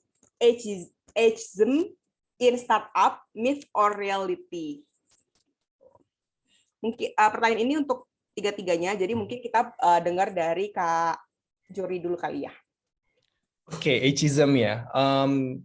Aku bilangnya itu myth sih. Sebenarnya problem dari, buat kalian yang nggak tahu tentang ageism, itu sebenarnya adalah situasi di mana, karena kan startup ini adalah sesuatu yang baru begitu kan, dan kebanyakan ya mayoritas dari employee-nya atau praktisinya itu tuh adalah orang-orang yang lahir dari era-era sekarang gitu. Jadi terkesan irrelevant buat orang-orang dari bukan orde baru, apa sih namanya, baby boomers atau generasi sebelumnya gitu kan. Kenapa aku bilang mitos? Karena kalau dilihat relatif ke satu demografi misalnya kayak Indonesia gitu, ya Indonesia itu startup masih baru gitu kan. Dulu mana ada orang kalau misalnya apa namanya mau kuliah itu jurusannya kayak analytics misalnya atau kayak sistem informasi, enggak kan? Kita tuh masih baru beberapa dekade ini. Sementara kayak negara-negara di India gitu kan, tech bloom-nya itu tuh udah start puluhan tahun sebelum kita gitu. Jadi talent-nya itu tuh talent-nya itu udah ready jauh sebelum kita mulai, sehingga praktisi-praktisi teknologi dari kayak India misalnya itu tuh udah berumur-umur, udah kayak bapak-bapak di zaman kita sekarang gini. So in fact kayak misalnya di Gojek atau di company aku sekarang gitu kan, umur tuh udah irrelevant. Jadi aku punya team member yang umurnya 5 atau 6 tahun atau 10 tahun di atas aku, dan aku punya bos yang umurnya kayak 3 tahun di bawah aku gitu. Jadi sebenarnya yang mempengaruhi apa namanya kayak irrelevansi orang-orang ini terhadap dunia tech startup itu bukan umur sih, tapi lebih ke konteks. Kenapa aku bilang konteks? Karena kayak sebenarnya kan umur tuh menentukan gaya hidup, lifestyle, dan korelasinya ke society gitu kan. Ada beberapa tren yang misalnya generasi-generasi terdahulu tuh nggak bisa follow gitu, kayak kok gitu sih, nggak make sense gitu kan. Misalnya aku kasih contoh, kayak Path, dulu inget nggak ada aplikasi Path? Itu kan aplikasi yang kayak kita share location, share picture gitu kan, dan bagi millennials itu tuh something yang entertaining gitu kan, ada reward di situ. Cuman bagi generasi-generasi terdahulu, hal-hal kayak gitu tuh jadi jatuhnya kayak scary, kayak siapa yang mau tahu lo di mana lagi makan apa atau lagi beli apa gitu kan. So cara pandang yang berbeda ini yang bikin orang-orang yang punya age lebih tinggi itu jadi irrelevant sama konteks startup sekarang. Jadi bukan age-nya ya, tapi konteksnya yang nggak relevan sih menurut aku. Gitu. Oke, thank you banget jawabannya Kak Jordi. Mungkin dari Kak Elin ada tambahan? Yep, tadi yang Kak Jordi bilang juga betul banget sih. Sebetulnya kayak di Tokopedia sendiri juga aku work closely with bapak-bapak engineering gitu aku sebutnya, karena emang mereka udah lebih tua jauh gitu, umurnya udah 40-an, tapi mereka tetap bisa keep up gitu. Karena mungkin yang susah untuk orang yang sudah lebih tua daripada umur kita gitu untuk keep up dengan teknologinya juga gitu ya, dan juga dengan dynamic-nya, dengan fast pace-nya gitu. Kalau misalnya kayak di startup kan sekarang hari ini direction-nya bisa A, besok bisa B gitu ya. Mungkin untuk orang yang lebih tua atau berbeda generasi itu kayak kenapa ganti-ganti, kan mungkin ada yang kayak gitu kan. Ini cerita dari ibu aku sih yang masih kerja ya, kayak lebih kayak gitu. Jadi mungkin tergantung orangnya gitu ya. Kalau misalnya emang dari pribadi sendiri masih bisa keep up dengan dinamiknya sih, menurut aku no issue. Karena sekarang yang aku alami sendiri sih no issue gitu. Oke, benar banget. Jadi balik lagi ke orangnya masing-masing kali ya. Oke, kalau dari Kak Aloy ini ada tambahan nggak Kak? Mungkin nambahin dikit karena itu mitos gitu ya, nggak ada umur, nggak ada masalah umur lah kalau di startup. Karena ini mungkin pengalamanku waktu di Tada ya, karena kalau di Revoyu rata-rata employee-nya emang secara demografi lebih muda gitu. Tapi kalau di Tada itu udah lumayan diverse, dan sama kayak Kailin juga, kan aku sebagai product manager harus ngomong ke bapak-bapak engineer juga ya, dan mereka pun ketika kita kasih tahu why-nya atau kenapanya atau konteksnya gitu ya, mereka mengerti gitu, oh ternyata tuh harus seperti ini. Kenapanya tuh, oh ada datanya dan segala macam. Jadi udah nggak relevan masalah umur. Dan ya itu benar juga yang dibilang Kak Jordi ya. Leadku tuh umurnya sekian, tapi ada anggota timnya yang umurnya lebih tua gitu. Dan ada yang sebaliknya juga. Dan bahkan di caseku, teman-teman yang lebih mature gitu, itu malah ngedrive anak-anak yang lebih muda, ayo lu tuh harus cepet, harus gini, tek tek tek tek tek tek gitu. Jadi malah mereka yang jadi motornya gitu, jadi engine-nya gitu di tim. Jadi umur bukan suatu yang apa ya, dipandang sebelah mata lah kalau teman-teman mungkin merasa, oh aku udah terlalu berumur atau gimana, karena ya that maturity itu kadang-kadang yang dibutuhkan sama teman-teman yang baru terjun gitu di dunia startup, kayak karena experience itu pertama kan, dan wisdom gitu. Jadi itu sih Oke, bener yang banget aku sih. alami. Aku benar ngalamin itu sih, kayak biasa mereka yang lebih mature malah justru lebih menyemangati kita gitu buat lebih mau ngelangkah lebih jauh gitu. Oke, thank you banget ya Kak Aloy, Kak Elin dan Kak Jordi untuk jawaban pertamanya. Nah, selanjutnya kita ada pertanyaan kedua dari Puput nih, Metal 2020. Pertanyaannya sama untuk kakak-kakak semuanya. Kak, mungkin boleh diceritakan bagaimana bisa akhirnya masuk ke perusahaan yang sekarang dijalani? Seperti tahu dari mana, atau mungkin di-approach duluan, dan apakah ada saran juga, Kak, seperti tips and trick agar bisa lolos tahapan seleksinya? Silakan, mungkin kita mulai dari Kak Aloy dulu kali ya. Oke. Kalau buat caseku di beda-beda case nih. Kalau di Tada aku interview, ya kan, terus lolos gitu sudah pekerjaannya. Kalau di Revo Unique, karena aku alumni waktu itu, Puput. Jadi karena waktu alumni dari mata mereka, oh Alo itu salah satu yang performance-nya oke gitu kan. Jadi akhirnya aku di-approach gitu kan. Tapi waktu itu tidak di-approach karena aku masih di Tada gitu kan. Jadi harus nunggu dulu ketika masa jabatannya habis gitu kan. Nah, itu pertama. Terus tips and tricks. Nah, ini yang aku dapatkan juga ya ketika kerja di tempatku sekarang tuh, aku berhubungan sama banyak praktisi dan banyak teman-teman dari hiring manager juga. Jadi teman-teman mungkin sekarang udah familiar sama platform yang namanya LinkedIn gitu ya. LinkedIn itu secara foundation atau secara mendasar adalah online CV kita gitu kan. Jadi menurutku buat teman-teman yang sekarang lagi actively working atau job seeking gitu bahasanya, LinkedIn-nya diaktifin lagi teman-teman gitu, karena itu akan membuat perbedaan gitu ya. Karena kan kalau orang lihat profil kita pertama kali kan pasti dari LinkedIn dulu sekarang. Hiring manager itu pasti lihat LinkedIn dulu, baru lihat CV kadang-kadang, atau sebaliknya gitu kan. Jadi mungkin salah satu cara yang bisa teman-teman lakukan adalah menginvestasikan waktu teman-teman untuk memperbaiki halaman LinkedIn teman-teman. Kedua, udah banyak online course sekarang teman-teman gitu ya. Aku nggak cuma bicara soal Revoyu, tapi pilihan teman-teman banyak banget di sana gitu kan. Aku nggak mau promosi Revoyu gitu, tapi kayak banyak banget pilihan di sana. Dan lagi-lagi kembali ke prinsip stay hungry tadi yang Kak Jordi bilang, kalau teman-teman memang ada niatan ya untuk belajar sesuatu, ya teman-teman jemput bola gitu. Jangan nunggu bola itu dipasing ke teman-teman gitu kan. Teman-teman harus rebut bola itu gitu. Itu sih kalau dari aku nih, Cu. Oke, thank you nih Kak Aloy. Nah, kalau dari Kak Elin sendiri, apakah ada tambahan? Iya, nambahin dari yang tadi Aloy bilang gitu ya, LinkedIn itu sekarang bener-bener ngebantu fresh graduate atau kita yang udah experience untuk dapat opportunity baru gitu. Terutama startup gitu ya, bisa satu hari itu 2-3 recruiter tuh nge-reach dengan opportunity yang sangat menarik. Jadi bener-bener banyak banget vacancy di luar sana yang nunggu kita gitu sebenarnya. Tapi gimana caranya kita bisa fit with that vacancy? Kalau aku personally aku selalu nge-match-in apa yang aku tulis di CV dengan apa yang aku apply gitu. For example, kayak waktu aku mau masuk Selam Bersih, aku nggak nge-highlight experience aku sebagai mahasiswa yang kurang relevan gitu. Jadi yang aku highlight tuh aku ikut Kersos, aku tuh hands on, aku tuh suka banget kerjaan-kerjaan yang engineering banget gitu. Itu yang aku highlight gitu. Tapi waktu interview Gojek aku nggak mungkin cerita hal yang sama ke recruiter gitu kan. Dan juga waktu aku ke Tokopedia gitu, walaupun background aku bisnis, tapi aku ceritain lah kalau aku tuh tertarik ke product management, aku udah pernah dapat exposure product management dan lain-lain. Jadi gitu sih. Jadi gimana caranya kita bisa at least nge-hook recruiter dulu kayak untuk ngedengerin cerita kita gitu. Oke, thank you Kak Elin untuk tambahannya. Dari Kak Jordi nih, gimana nih? Aku paling mau nambahin aja sih, kayak sebenarnya tuh tech startup itu yang paling susah itu masuknya pertama kalinya sih. Kayak once you're in, itu gampang banget, kayak Elin bilang, headhunter, recruiters itu tuh nge-reach tuh udah sampai berkali-kali, sampai kita kadang nyuekin gitu di LinkedIn, karena kita kayak baru pindah, masa pindah lagi gitu kan. In fact, aku sendiri juga sebagai hiring manager kayak kadang kan nunggu recruiters dari HR lama ya leads-nya ya, dan kadang nggak cocok sama yang aku pengen kan. Aku juga sering langsung ngebuka LinkedIn, aku nyari sendiri apa yang aku butuhkan kayak gitu. Dan kayak kata Aloy tadi tuh profilnya mesti di flash out lagi sih. Jadi kayak kalau aku sih psychologically aku search apapun bisnis orang yang aku butuhkan. Misalnya aku butuh bisnis analis gitu atau kayak product manager, aku type that keyword ke LinkedIn gitu kan. Dan kayak LinkedIn search engine itu kan dia ngeliatnya dari headline dulu ya, dari headline baru ntar dari bodinya kan.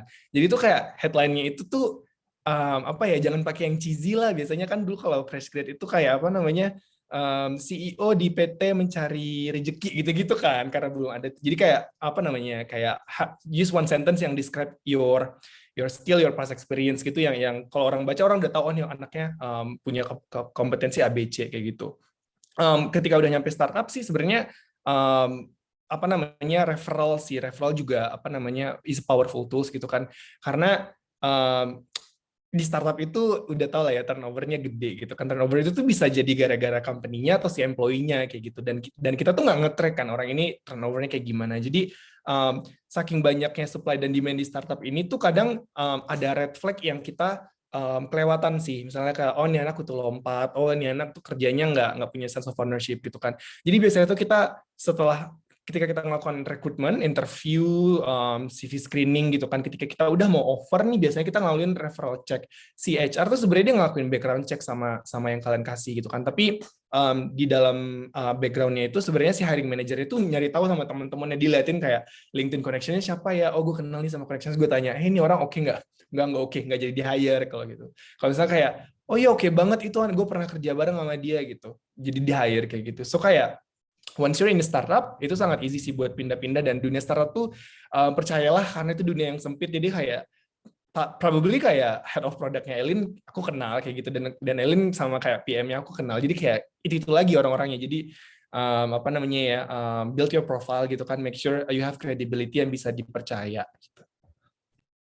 Oke, thank you banget kakak-kakak semua. Jangan lupa dicatat ya teman-teman semua. Jadi LinkedIn-nya nih diaktifin gitu, supaya nanti bisa jadi kakak-kakak HR yang malah justru mencoba buat approach kalian duluan gitu. Oke, nah mungkin kita ada pertanyaan ketiga selanjutnya dari Alia. Mau nanya dong kepada ketiganya, since udah lama banget berkarir di bidang non-startup, mungkin maksudnya di bidang non-engineering kali ya, kita pengen ketika pengen coba ke startup, ada tips and trik khusus nggak sih biar bisa excel? Mungkin kayak apakah akan membantu kalau punya skill dan kompetensi apa gitu? Gitu. Mungkin pertanyaannya boleh kali ya dijawab sama Kak Elin duluan. Silakan Kak Elin. Iya, I think aku sendiri ngalamin ya waktu pindah dari Gojek ke Tokopedia. To be really honest, aku pindah ke Tokopedia dengan zero background di product management, and it was very very hard karena semua engineer aku ada di India. Jadi waktu itu mau belajar juga bingung gitu. Cuman again, just give your 100% atau mungkin 1000%-nya, belajar aja, tetap belajar aja, stay hungry kayak yang Kak Jordi bilang. Walaupun kayak di awal-awal pasti kayak kepikiran kayak ini bener nggak ya nih, apakah gue harus resign aja ya, karena to be honest aku kepikiran juga kayak 3 bulan pertama kayak aduh itu udah nggak usah dilanjutin deh, balik lagi aja ke Gojek gitu. Tapi ternyata setelah dicobain lagi, setelah dicobain dan stay hungry, tanya aja ke semua orang, jangan ngerasa kayak takut dianggap bodoh nih, udah punya experience 3 tahun kok tetap nggak ngerti sih, lo kan di hire sebagai product kok nggak ngerti sih sprint planning itu apa. Nggak usah kayak gitu. Kalau nggak ngerti tanya, even orang yang ngajarin itu tuh appreciate gitu kalau misalnya kita nanya ke mereka instead of kayak kita asumsi tapi ternyata salah gitu. Oke, thank you banget nih Kak Elin jawabannya. Kalau dari Kak Aloy, apakah ada tambahan nih? Oke, kalau aku sebenarnya jadi ada beberapa bidang di tech yang sudah ada sertifikasinya gitu teman-teman. Jadi istilahnya ini yang bisa meng-enhance skill teman-teman dan bisa membedakan teman-teman dibandingkan kandidat-kandidat yang lain gitu ya, ketika mungkin apply kerjaan atau pengen shifting career. Jadi contohnya misalnya kayak digital marketing gitu. Digital marketing sekarang Google Ads udah ada sertifikasinya. Facebook udah ada Facebook Blueprint buat teman-teman belajar. Product management ada Scrum buat teman-teman belajar. Bahkan sosial media HubSpot udah punya sertifikasinya juga. Jadi beruntunglah teman-teman yang sekarang sudah berada di era transformasi digital gitu, karena semuanya udah tersedia gitu. Nah, pertanyaannya sekarang apakah teman-teman pengen atau willing to menggunakan advantage itu gitu sih. Jadi untuk nambahin yang tadi Kak Elin udah jelasin juga sih. Jadi lagi-lagi konsepnya sama kayak Kak Jordi tadi, stay hungry-nya itu gitu sih. Oke, thank you Kak Aloy. Nah, kalau dari Kak Jordi sendiri, apakah ada tambahan? Biasanya kalau kayak interview gitu tuh aku selalu cari 3+1 skill. 3 ini core competence, satunya ini nih function specific skill ya. Function specific skill ini kayak Aloy bilang tadi sih, kalau misalnya kamu mau apply analytics, then you have to know query, Postgres, RStudio. Kalau misalnya mau ke I don't know, product management harus tahu sprint planning, agile gitu-gitu kan, yang related sama si role yang kamu apply gitu. Tapi sebenarnya yang selain dari function specific skill ini tuh 3 skill lainnya tuh yang selalu diliatin, which is kayak skill yang udah very popular lah. Yang pertama itu adalah problem solving-nya gitu kan. Problem solving tuh bukan ada masalah terus tahu solusi, nggak gitu. Jadi kayak ada masalah cari dulu akarnya gitu. Jadi kayak misalnya ada orang demam kasih paracetamol, itu kan might not necessarily be the right solutions, karena bisa tahu nih orang demam nih gara-gara ada infeksi di bagian tubuh lainnya, so paracetamol is not the right tools gitu kan. Jadi punya problem solving yang bisa nge-breakdown ke root cause dulu, baru generate solution ke situ. Nah terus yang kedua tuh ada communication skill. Communication skill itu tuh bukan cuma bisa ngomong atau fasih dalam berbahasa Inggris ya, jadi gimana caranya bisa nge-convey message dengan secara concise, gimana caranya nge-deliver urgency dari setiap message yang kita mau kasih tahu sehingga orang tuh mau ikut apa yang kita sarankan. Gimana caranya gimana caranya ngerti posisi orang lain ketika apa cara pandang orang lain terhadap masalah yang kita kemukakan gitu. Communication ini juga kritikal karena kan startup itu co-locating ya kebanyakan. Jadi kayak Gojek, Zenio, Shopee bisnisnya ada di Indonesia tapi timnya co-locating, ada yang di Shanghai, ada yang di Shenzhen, ada yang di Bangalore gitu-gitu kan. Jadi kayak perbedaan bahasa itu udah biasa gitu kan. Jadi harus disatukan sama yang namanya communication. Sama yang ketiga itu adalah stakeholders management sebenarnya. Stakeholders management ini how you handle conflict with your stakeholders gitu kan, how you persuade them to follow your directions gitu kan, how to negotiate kalau misalnya terjadi conflict of interest kayak gitu. Kenapa stakeholders management? Karena kayak Elin misalnya product manager kan dia nggak bisa kerja kalau nggak ada product designer atau researcher. Dia harus dapat insight dari researcher, gimana si researcher ini bisa ngerjain research yang sesuai dengan desainnya Elin ya, dengan itu tadi stakeholders managementnya gitu kan. Dan gimana caranya si engineer bisa comply dengan timeline yang udah desain dengan stakeholders management. So kalau misalnya si 3+1 ini udah ada di dalam diri kamu, I think that would be a perfect recipe sih untuk enter any startup role. Oke, thank you banget nih Kak Jordi untuk jawabannya. Oke, mungkin selanjutnya kita ke pertanyaan keempat nih, ada dari Bang Burhan. Apakah ada opportunity untuk yang saat ini bekerja di engineering field dengan mid experience pivot ke startup?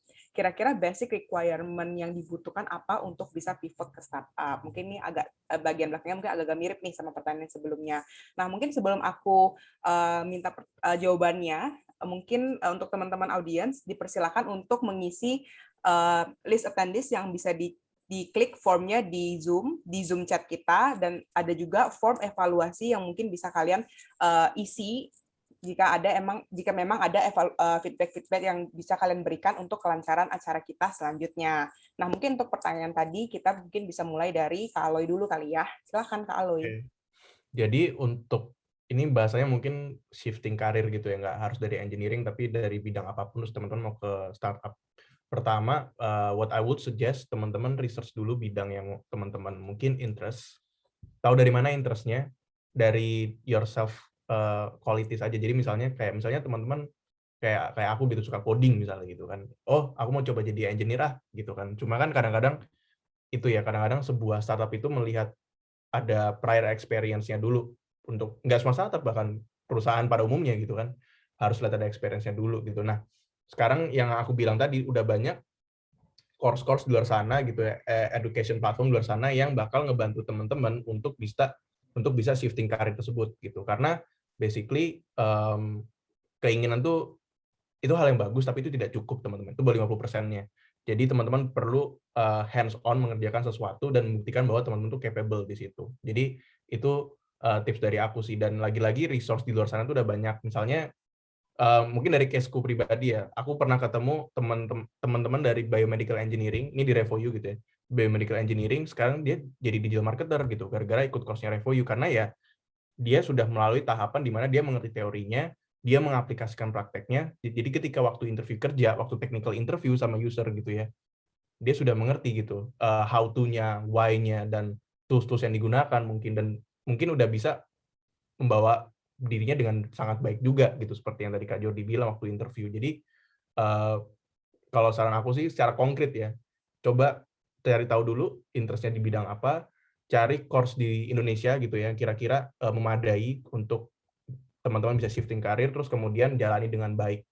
itunya course-nya. Itu sih kalau dari aku. Semoga menjawab Bang Burhan. Oke, thank you banget Kak Aloy untuk jawabannya. Dari Kak Jordi, apakah ada tambahan?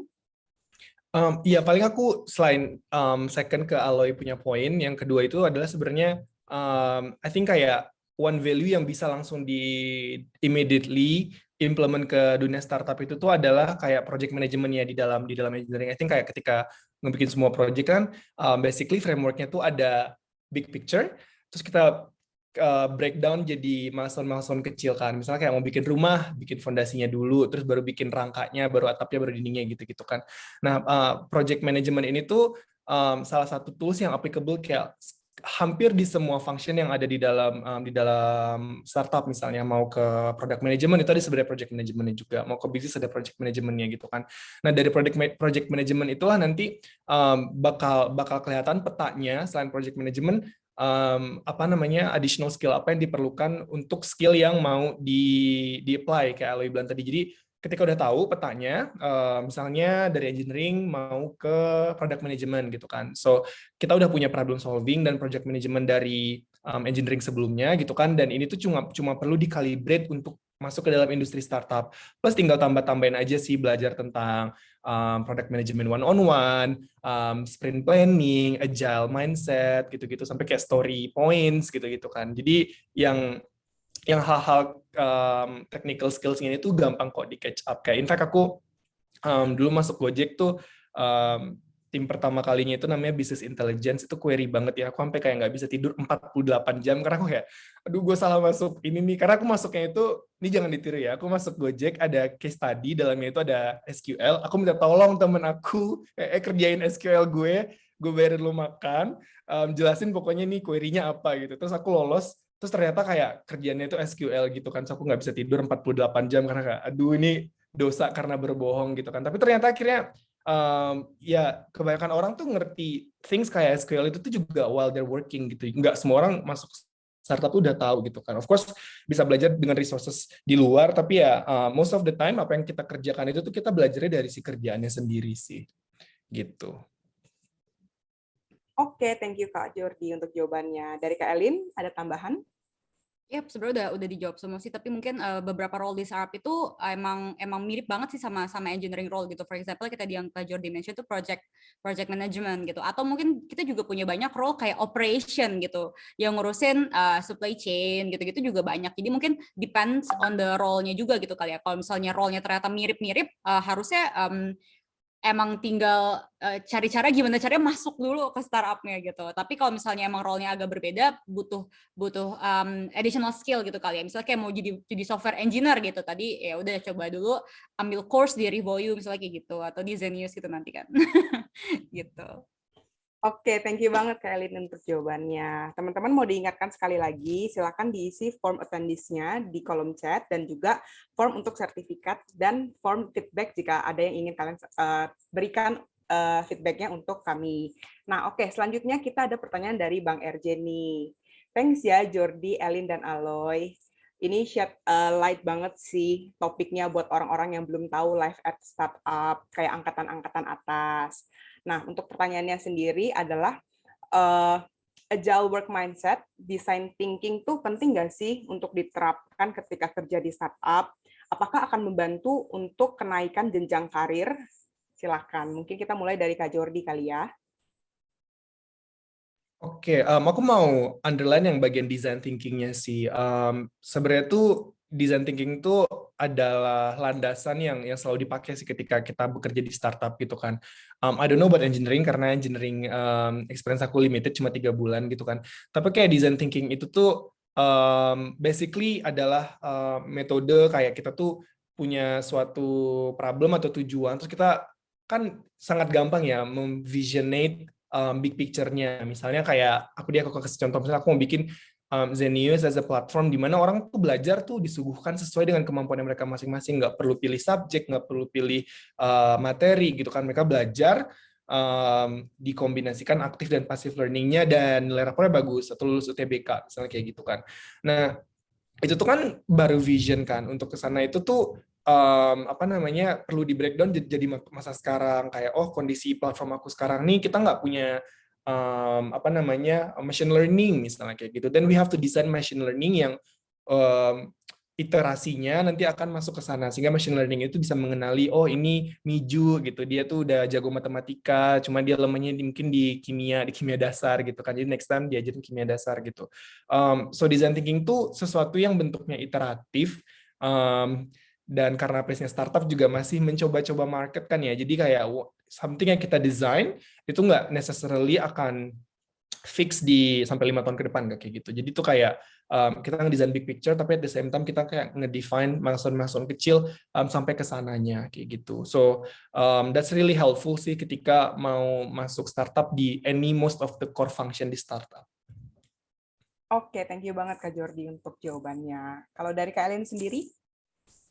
Yeah, I think I agree with Kak Jordi juga ya. I think design thinking and agile work mindset itu two of skills yang emang the basic banget dibutuhin untuk kerja di startup gitu ya. Tapi tadi mungkin kalau pertanyaannya ke RJ, apakah itu bisa menjembatani untuk promote gitu? I think nggak cuman itu aja sih, karena kontribusi faktor-faktor yang contribute ke promotion itu banyak banget. Tapi apa yang aku pelajari dari Tokopedia adalah kalau kalian udah bisa deliver hal-hal yang bisa di-deliver satu role di atas kalian atau mungkin 2-3 role di atas kalian, promotion tuh udah di tangan sih gitu. Jadi just deliver extra miles, walaupun banyak yang nyinyir kayak ngapain sih kerja lembur-lembur, kayak Kak Jordi ngapain sih kerja 65 jam 4 hari gitu. Tapi ya as long as you're fine with it, itu emang untuk ngebantu tujuan lo, why not gitu. Gitu sih.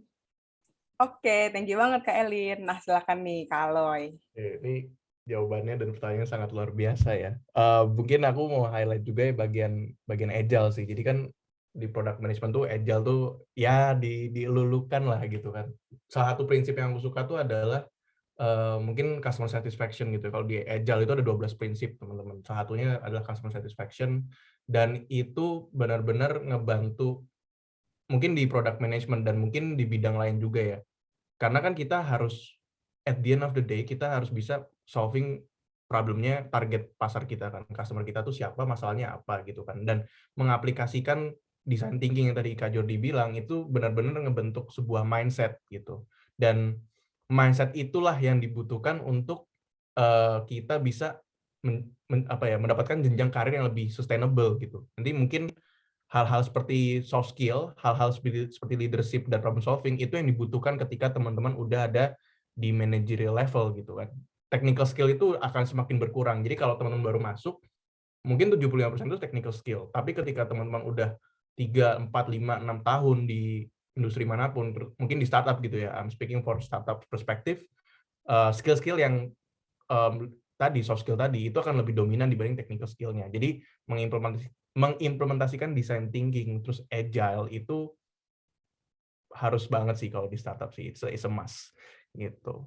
Bahkan di kehidupan sehari pun itu juga bisa teman-teman aplikasikan gitu. Oke, thank you banget Kak Aloy. Nah, kakak-kakak semua, sekarang ini akan ada pertanyaan terakhir nih ya dari Bang Muhammad Idris. Kenapa kalian sangat yakin dan optimis untuk tetap ingin berada di industri ini? Oke, mungkin kita mulai dari, silakan Kak Elin. Oke, kalau aku sendiri kenapa optimis banget? Mungkin karena aku udah suka banget kali. Aku suka banget role-nya di product management gitu. Jadi mungkin kayak ke depannya pun kalaupun industrinya misalnya turun lagi, aku akan tetap cari cara gimana aku tetap bisa ngerjain apa yang aku suka gitu sih. Terus dilihat dari current trend juga gitu ya, startup itu nggak melulu kayak tentang hal yang baru gitu kan, tapi bisa juga hal-hal yang sudah ada di-improve itu juga bisa jadi startup gitu. Aku yakin kayak ke depannya semua itu tetap butuh optimasi terus gitu, dan caranya salah satunya adalah dengan teknologi gitu kan. Jadi as long as teknologinya masih dipakai sih, I'm pretty much optimistic kalau akan masih tetap ada opportunity untuk aku gitu sih. Oke, thank you banget Kak Elin untuk jawabannya. Mungkin next-nya boleh ke Kak Aloy. Oke, kalau dari aku mungkin juga nambah dari Kak Elin ya, di dunia itu kan lagi mengalami transformasi digital gitu kan. Dan kenapa aku juga bisa yakin model bisnis ini bisa sustain, karena let's see Silicon Valley for a change gitu. Silicon Valley kan yang ada di US, dan itu udah berdiri bertahun-tahun lamanya dan tidak semakin mengecil kan, tidak diminish, tapi semakin mendunia gitu kan. Semakin, kalau aku baru belajar di kuliahku tuh sekarang dunia itu rata, flat, bukan flat earth ya teman-teman. Flat itu artinya adalah yang awalnya dunia tuh dihubungkan secara country to country, terus jadi perusahaan ke perusahaan, sekarang udah individu to individu, person to person. Semua tuh personalized. Kayak misalnya teman-teman belanja di Tokopedia udah tahu favoritnya teman-teman tuh apa gitu kan, dari search engine-nya atau fitur-fitur yang lain. Jadi aku percaya dari itu akan banyak teknologi-teknologi yang bisa kita gunakan di masa depan, dan disitulah kenapa aku yakin model bisnis ini bisa sustain, bahkan bisa diintegrasikan dengan bisnis model lain yang seperti aku bilang di awal, bahwa kayak di UK aja udah ada startup engineering gitu kan, startup engineering yang bekerjanya di bidang renewable energy. So it's a possibility bahwa sistem ini tuh kan terintegrasi ke depannya. Itu sih kalau dari pendapat aku. Oke, thank you banget Kak Aloy. Nah, terakhir nih, kita juga mau denger nih pendapat dari Kak Jordi. Silakan Kak Jordi. Iya, aku suka banget sama buzzword, tapi yang menurut aku tuh nggak cuma buzzword sih. Kalau di startup tuh kita kenal ada phrase yang bilang impact at scale. Basically kita bikin sesuatu, itu tuh impact yang dihasilkan dari sesuatu itu eksponensial. Contoh sederhananya sih gini ya, kayak dulu waktu mau LPDP kan aku butuh volunteering certificate. Jadi aku ngajar kalau kalian tahu di sekolah master Depok, itu ada yang sekolah di bawah jembatan itu gitu kan. Dan satu kelas itu isinya 20 orang gitu, dan I have to commit my 2 hours every 3 days gitu kan untuk ngajar 20 anak ini physically dan offline gitu kan.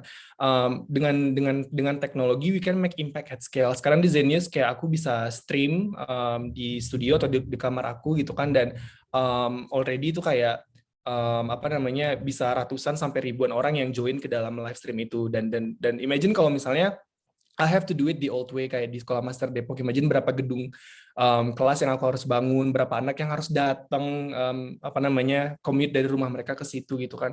So impact at scale ini tuh sesuatu yang as a business is profitable and lucrative gitu. Jadi karena nggak perlu ngebangun 10 atau 20 ruang kelas ini dan cukup ngebangun satu teknologi, jadi cost sama revenue itu udah nggak one on one lagi gitu. Dengan satu cost untuk ngebangun platform dan engineering itu kita bisa serve millions of people gitu kan. So itu dari business standpoint. Tapi kalau menurut aku kayak in the end of the day, you wanna wake up every day gitu kan, knowing that your work tuh would be very impact to millions of people gitu kan, dan that depends on you. Kalau aku sih ngerasanya kayak oke, kerja dapat gaji, dipromote segala macam, tapi kayak selalu ada sense of fulfillment sih di end of the day, kayak gue ngapain sih gitu kan. Kalau kayak konsep Jepangnya ada namanya ikigai gitu. Nah kalau aku pribadi tuh aku ngerasa aku puas gitu, capeknya tuh terbayarkan ketika aku tahu kerjaan aku ini berguna buat banyak orang. Jadi contohnya dulu waktu di Gojek aku ngerjain donation platformnya yang sekarang jadi anak perusahaannya GoTo, kitabisa.com gitu kan. Aku ingat itu di 2019 ada banjir di Jakarta gitu kan.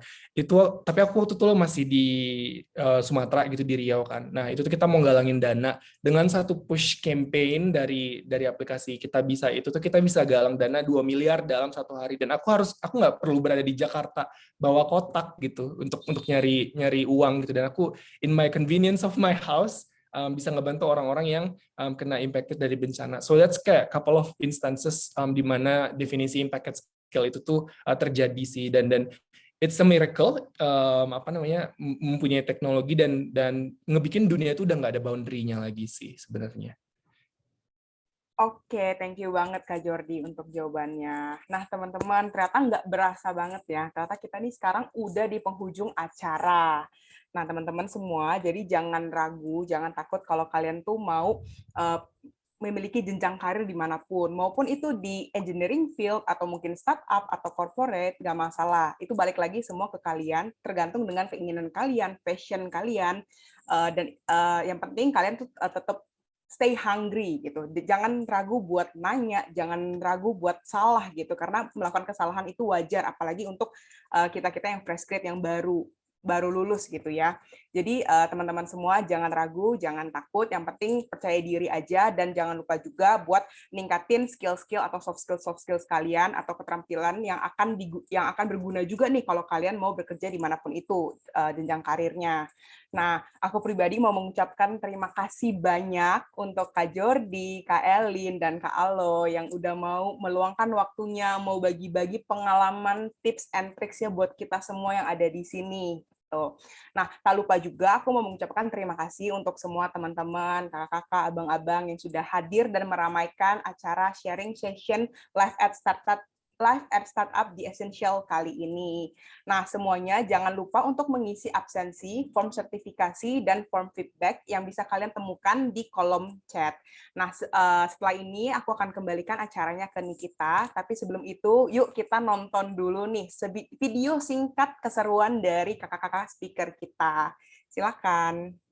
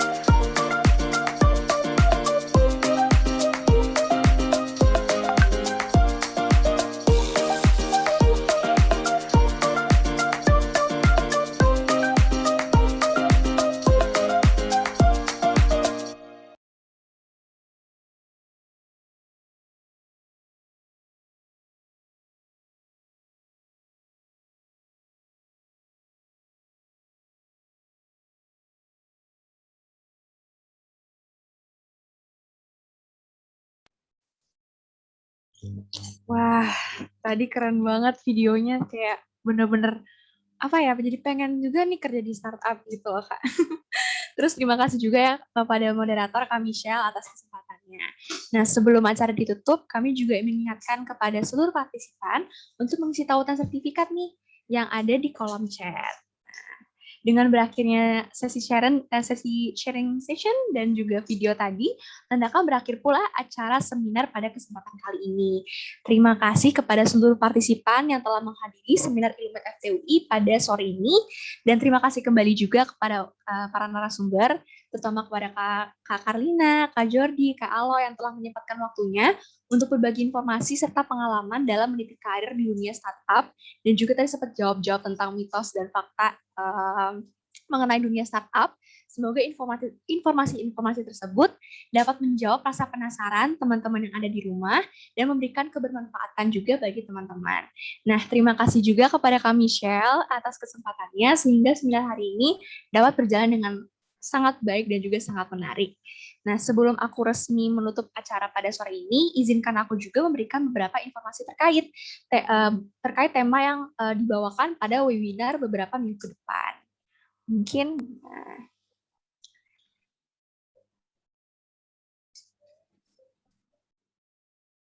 nah, banyak banget nih tema-temanya seperti material issue in geothermal drilling sampai ke integrity management for subsea and onshore pipeline. Banyak banget ya ternyata tema-tema yang sungguh menarik, dan juga materi yang webinarnya akan disampaikan dengan cara yang menarik kita. Jadi jangan sampai ketinggalan ya untuk mengikuti rangkaian webinar beberapa minggu ke depan. Nah, di akhir kata, saya Nikita sebagai pembawa acara juga pamit undur diri. Terima kasih atas partisipasi para undangan pada acara ini. Kurang lebihnya mohon dimaafkan. Selamat sore dan selamat beraktivitas. Wassalamualaikum warahmatullahi wabarakatuh.